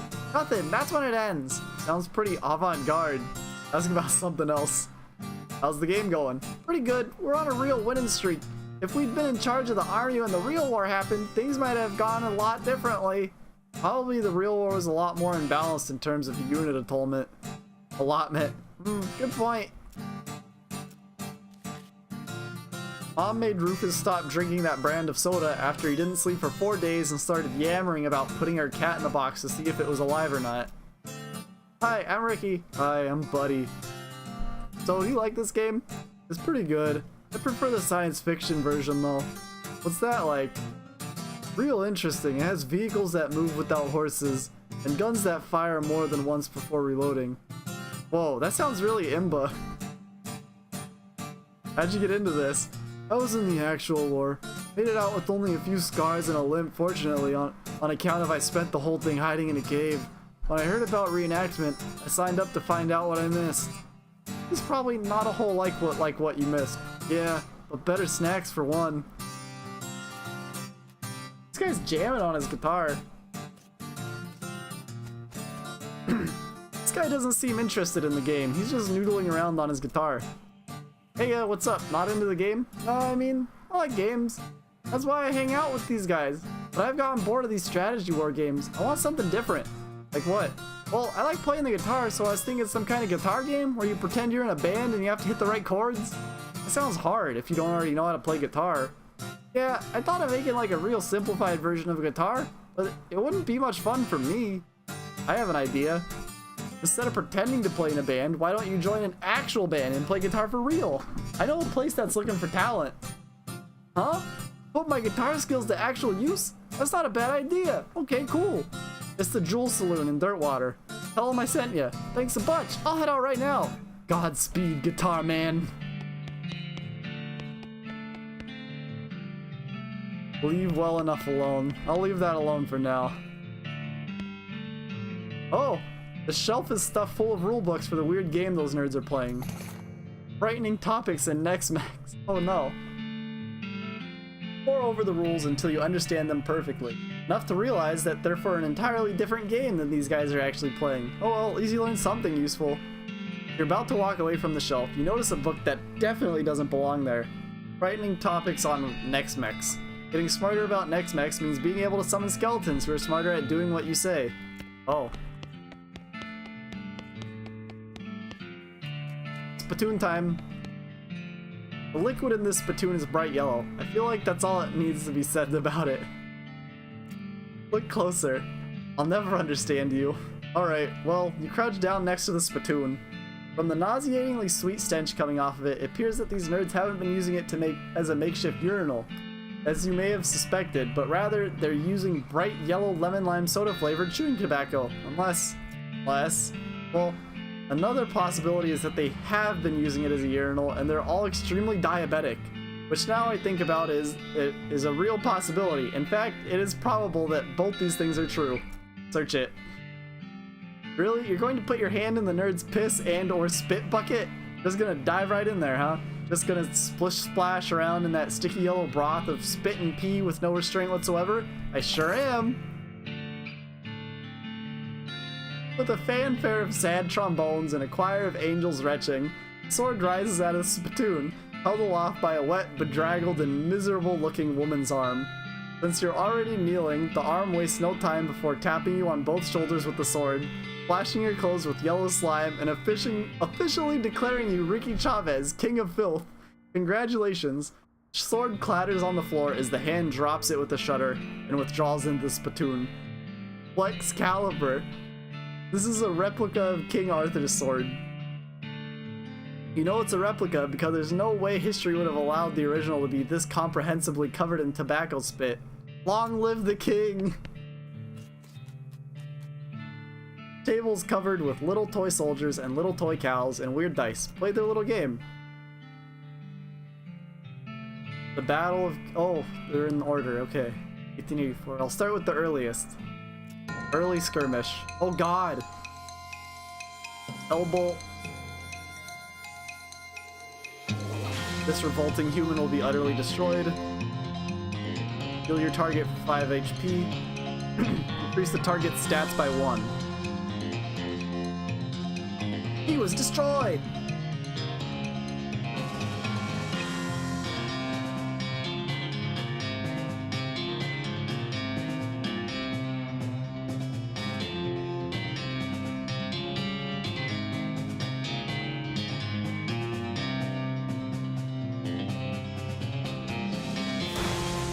He was destroyed!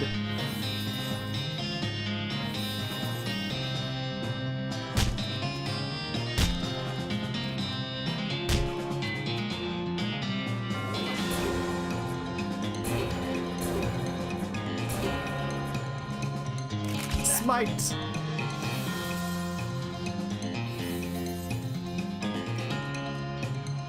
Uh-oh. That's gonna do 9 damage.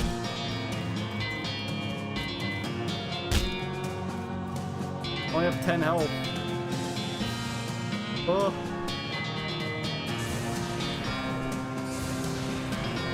Actually, that should be fine then.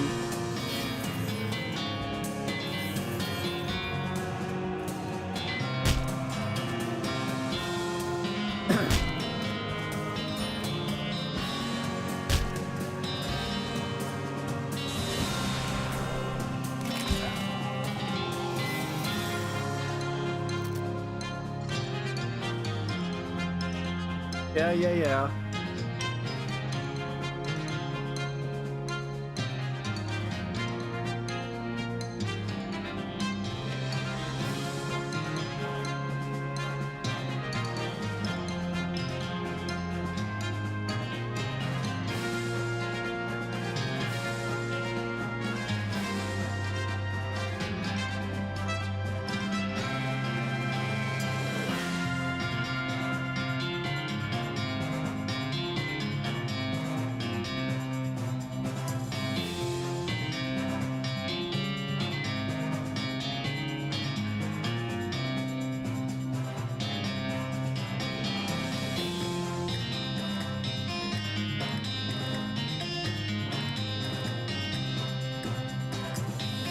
He was destroyed!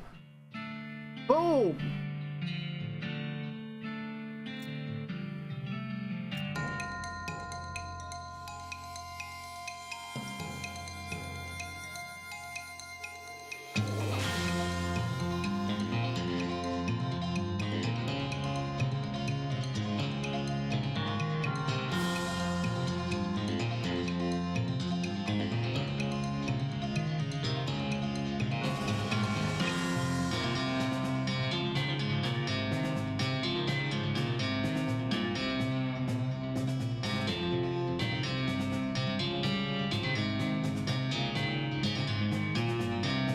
Uh-oh.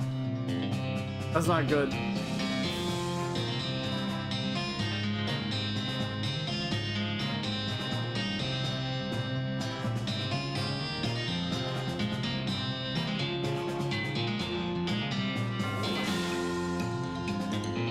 Yeah, I'm dead. I lost.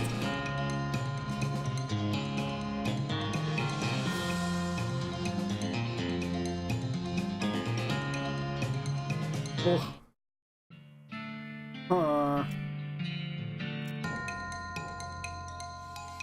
So I think the best thing is gonna be to buff this twice. Take out one of the guys.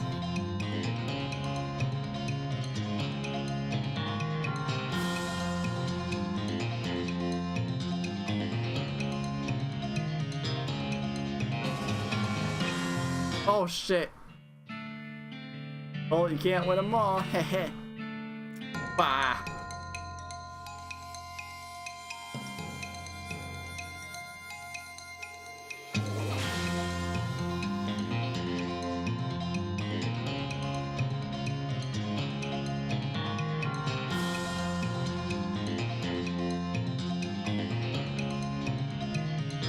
Oh no. I lost already.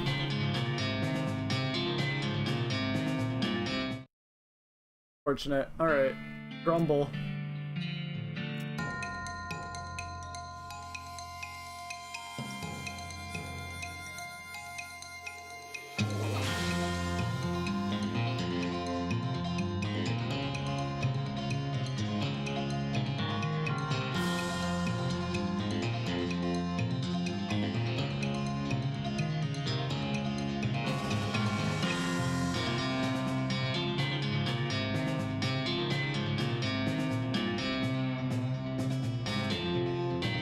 There, got it this time. Definitely won. Bam! Kill him! Kill him! That's right. Fight, fight.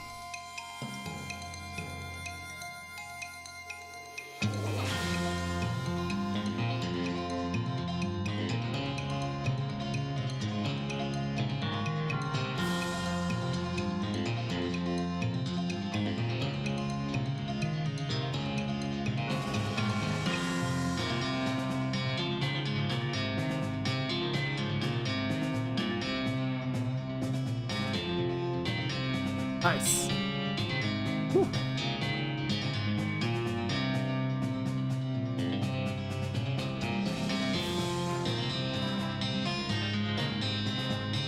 Oh, this is an easy one. Boom!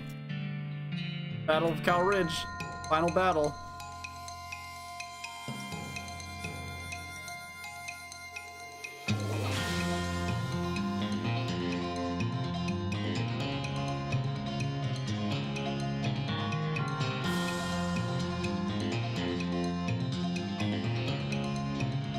Uh-oh.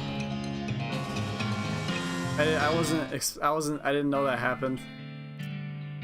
I'm gonna win it. I'm gonna win this one. This one shouldn't be that bad. This one should be pretty easy.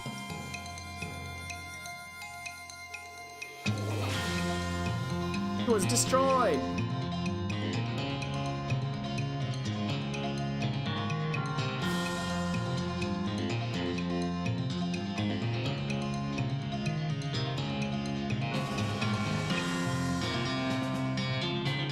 Oh. Okay, I think I know what I have to do.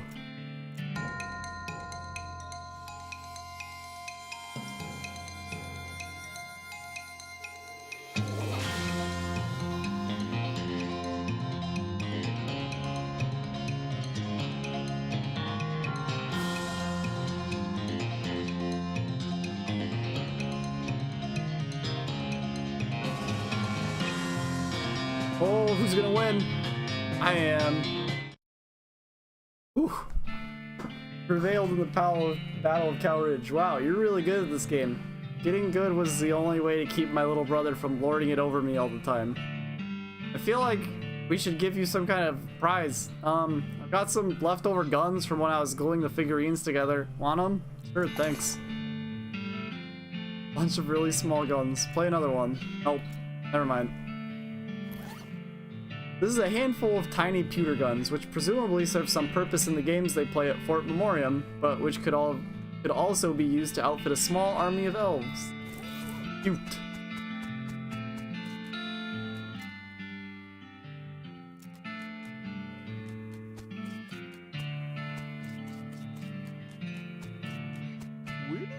Alright. I spent a lot of time at Fort Memoriam.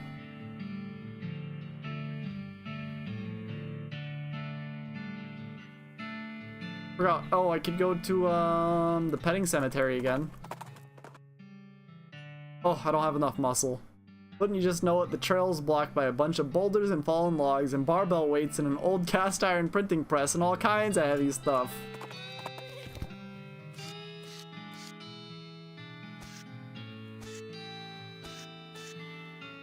And you like getting those buffalo bones? That's got them right here.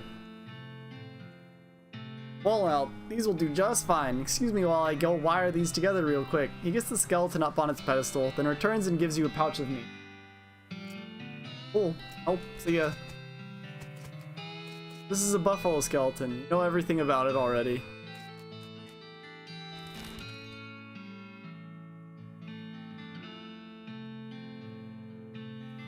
Ew.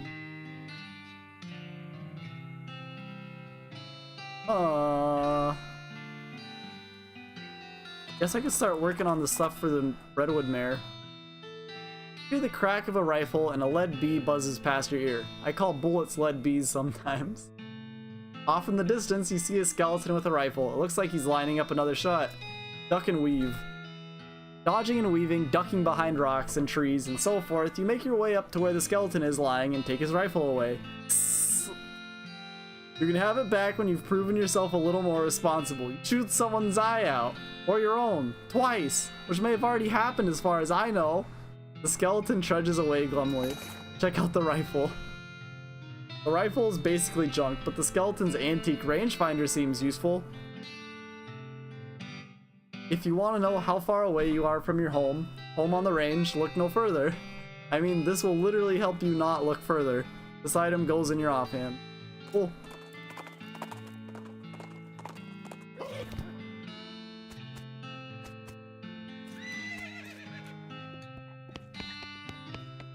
Buttery biscuits.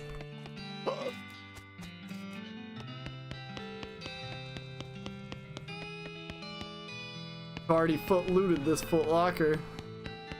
I don't know what that lightning bolt is. It's just following me.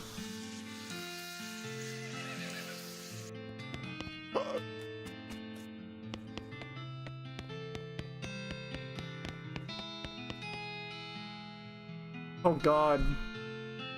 Read the list of Redwood's problems. Missing mail, overdue books, stalled logging permit, soup shortage, skeletons everywhere, missing yeast, robbed bread bank.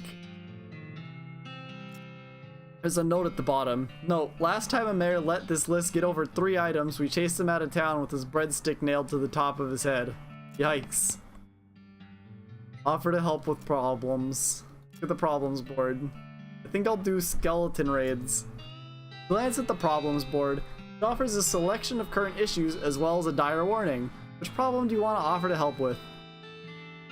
There's a military cemetery not far from here. I figured something must have happened to the caretaker. Because military skeletons keep wandering out this way, causing a ruckus. Alright, I'll check it out.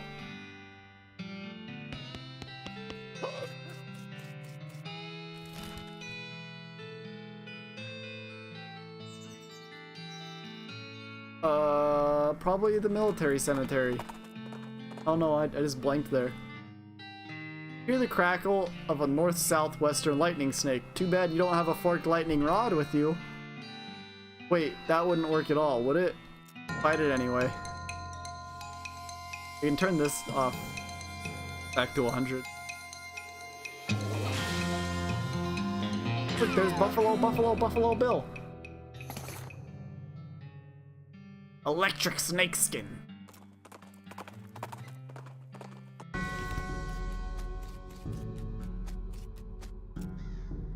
The caretaker is sleeping off all that war game adrenaline. It's best not to bother him.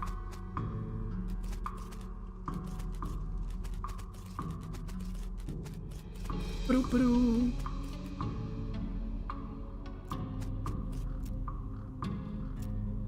Seems like we're gonna have to do the mayor's jobs for him if we're gonna get that lumber for Shmee. Oh, okay. Thanks for the reminder. Did I even need to come here? Since I already did it on accident? Oh, Ghostwood. You notice a chill in the air and suddenly realize you've lost track of where you are. Rocco seems spooked and you can't say you blame him. You spot what looks like a town in the hazy distance, but it turns out to be a hazy town, fairly close. Mostly transparent sign reads, "Welcome to Ghostwood." Dismount and check it out.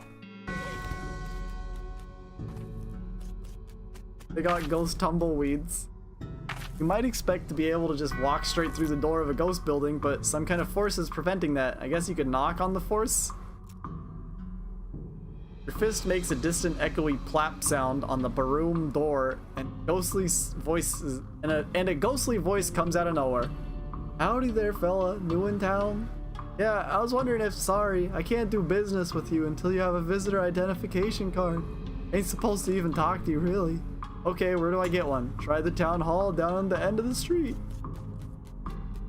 Sharpen a pencil? Someone's mounted a pencil sharpener on one of the balcony posts for some reason. We haven't gotten any pencils to sharpen. Office supply, town hall. What's in here, a pencil? Ooh, the regular cactus. This is a regular cactus. Well, the ghost of a regular cactus. Well, the ghost of a regular cactus with the ghost of a pencil stabbed into it. Try to grab the pencil, but your hand keeps slipping through it. This looks to be the ghost of the town hall. It looks like a regular town hall, except you know the whole ghost thing. Your fist makes a distant echoey plap sound on the door of the town hall, and ghostly voice comes out of nowhere. Ah, visitor! You'll be needing a visitor identification card. I'll be happy to fill in the forms. Most living people have trouble holding the pages. You'll be needing a number 3 pencil. If you're filling in the form, can't you just use your own pencil? I will be, but the instructions say very clearly that the applicant must have a number 3 pencil. Well, okay. Where can I get one? Try the Department of Requisitions, it's just next door. You mean the general store? It's a little more specific these days, but yes. Okay, I'll be right back. Ghostly general store seems to be selling mostly office supplies. Ghost office supplies. Oh, excuse me, I need a... Sorry, can't help you unless you have a visitor ID. But I need a pencil for... No visitors, no visitor ID, no supplies. Hello? The general store won't give me a pencil without a visitor ID. Oh, certainly not. They aren't authorized to deal with anyone who doesn't have an ID. So, how am I supposed to get a number 3 pencil? I suppose I could issue you a temporary visitor permit. You don't need a pencil for that one. Okay, great. What's your last name? Chavez. First name, Bob. Hey, Slim. No, I didn't hit Ricky.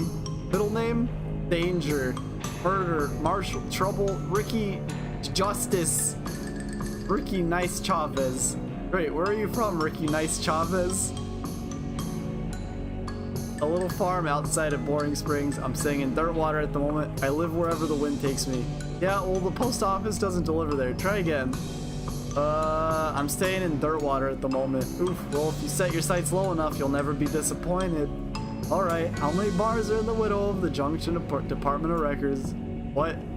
It's a quiz to make sure you've actually been paying attention to and care about our little town instead of just breezing through to show your dedication. 6? Correct. Alright, everything seems to be in order. Here's your temporary visitor pass. Oh. This is just a temporary permit card. While you apply for an actual visitor's ID card, it has Ricky Nice Chavez written on it and has probably already expired. Thanks. It expires in 11 seconds. Hello, how can I help you, Mr. Chavez? I need a number 3 pencil. No problem, we'll just fill out a requisition form. Okay. Last name? Chavez. Oh, sorry, looks like your visitor's permit has expired. Have a nice day, but... Fine. What's your last name? Chavez. First name, Slim. Nice. Great. Where are you from? Slim, Nice, Chavez. Dirtwater at the moment. 6. Correct. Oh, 5. Ah! This sucks.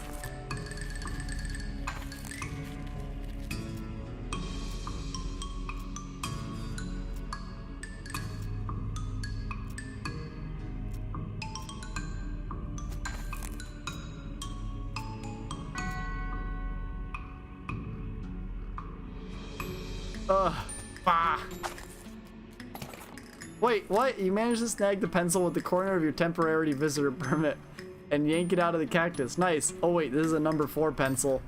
Got an item, ghost pencil. What? You didn't know pencils have ghosts? What do you think ghostwriters use? What if I sharpen it to a number 3 pencil? Stick the number 4 pencil into the sharpener and grind off about a quarter of it. You got an item, sharpen ghost pencil. This is a ghost of a number 4 pencil which you sharpen the hell out of.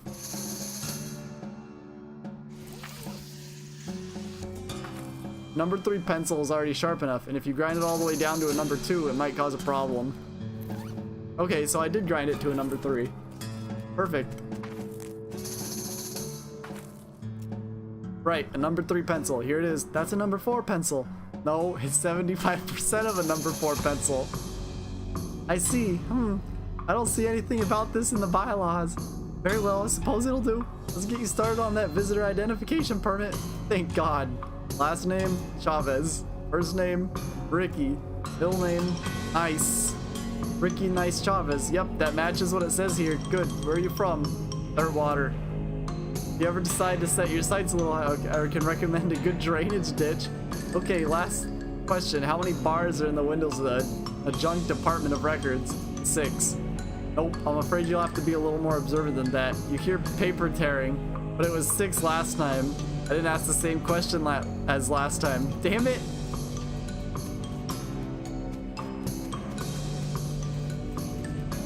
One, 2, 3. Wait, it's 6! 1, 2, 3, 4? No. Chavez. Ricky. Nice. Dirtwater. How many bars are in the windows of the adjunct department of records? 10. Correct. Alright, everything seems to be in order.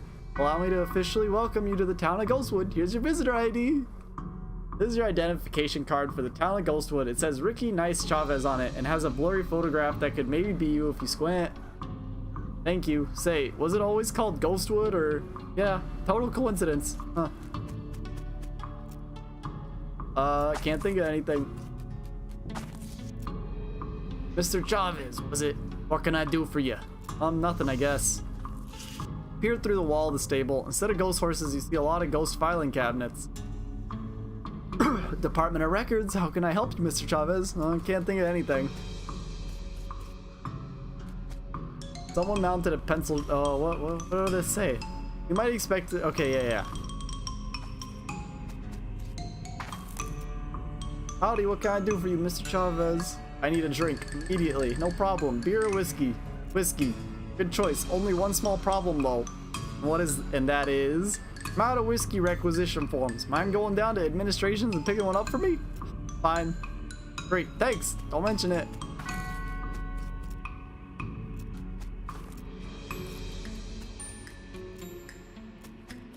The town hall? I need whiskey requisition forms for the bar down the street. Bar? Oh, you mean the Department of Libations? Sure, I can give you a whiskey requisition form. Great. This is what I'd like to say, but I'm out of form transfer envelopes. What? Can't transfer a form to a different department without a form transfer envelope to make sure it doesn't get tampered with during transport. You must be joking. No, sir. This is serious business. I'll tell you what, though. They should have a supply of spare form transfer envelopes at the Department of Requisitions next door. Ugh, fine. I need a form transfer envelope.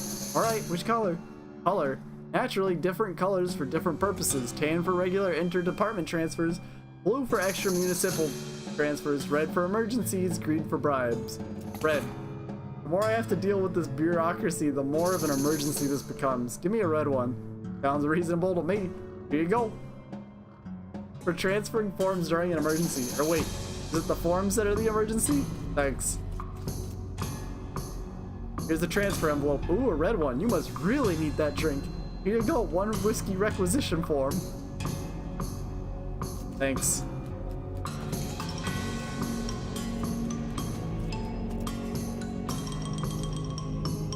Last name. Ooh, a red transfer envelope. You must be really thirsty. Okay, let's get this filled out. Last name, Chavez. First name, Ricky. Middle name, Nice. Let me match this against your visitor ID. Ricky Nice Chavez. Yup, that looks all good. So can I get that whiskey now? Sorry, we're fresh out of whiskey. Hereby vowed to destroy this place. I will raise the buildings and salt the earth. Now, don't get all bent out of shape. If we go tell the Department of Requisitions, they'll set up with a fresh case. Fine. I will raise these buildings and salt the earth. The bar, I mean Department of Libations, is out of whiskey. Thanks for letting us know. We'll get a case sent over. I don't have to fill anything out. Nope, that'll be handled on delivery. Great. In 2 days. Hey, don't look at me that way. There's a lot of processing and forms for a booze delivery.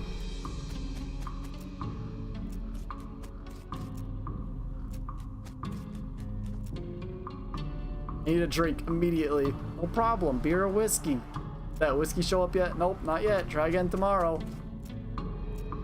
Beer. Alright, just gotta take your name down for requisition slip. Chavez. Ricky. Nice. Let me match that up against your visitor ID. Ricky Nice Chavez. Yep, that's fine. That'll be 103 meat. Including the deposit on the bottle. Never mind. All right, I think that's a good stopping point. I got a lot done in this stream. Like, there's a lot filled out now, which is great. So that was West of Loathing. We'll definitely be picking this up again soon, so watch out for it. This is like pretty much, this and Job Simulator is still pretty much the only things I'm playing. So I still have other, I need to look for other games too, because I need a game that doesn't require so much talking. But that was West of Loathing. Thanks for watching, and hope you come back to watch next time, because I love this game. I think everyone should play this game, because it's really good. Like, the comedy in it is just, it's on point throughout this whole game. I haven't thought any of the jokes are bad. They're all really funny. So definitely suggest trying this out and coming back next time. So thanks for watching. See you next time. Later.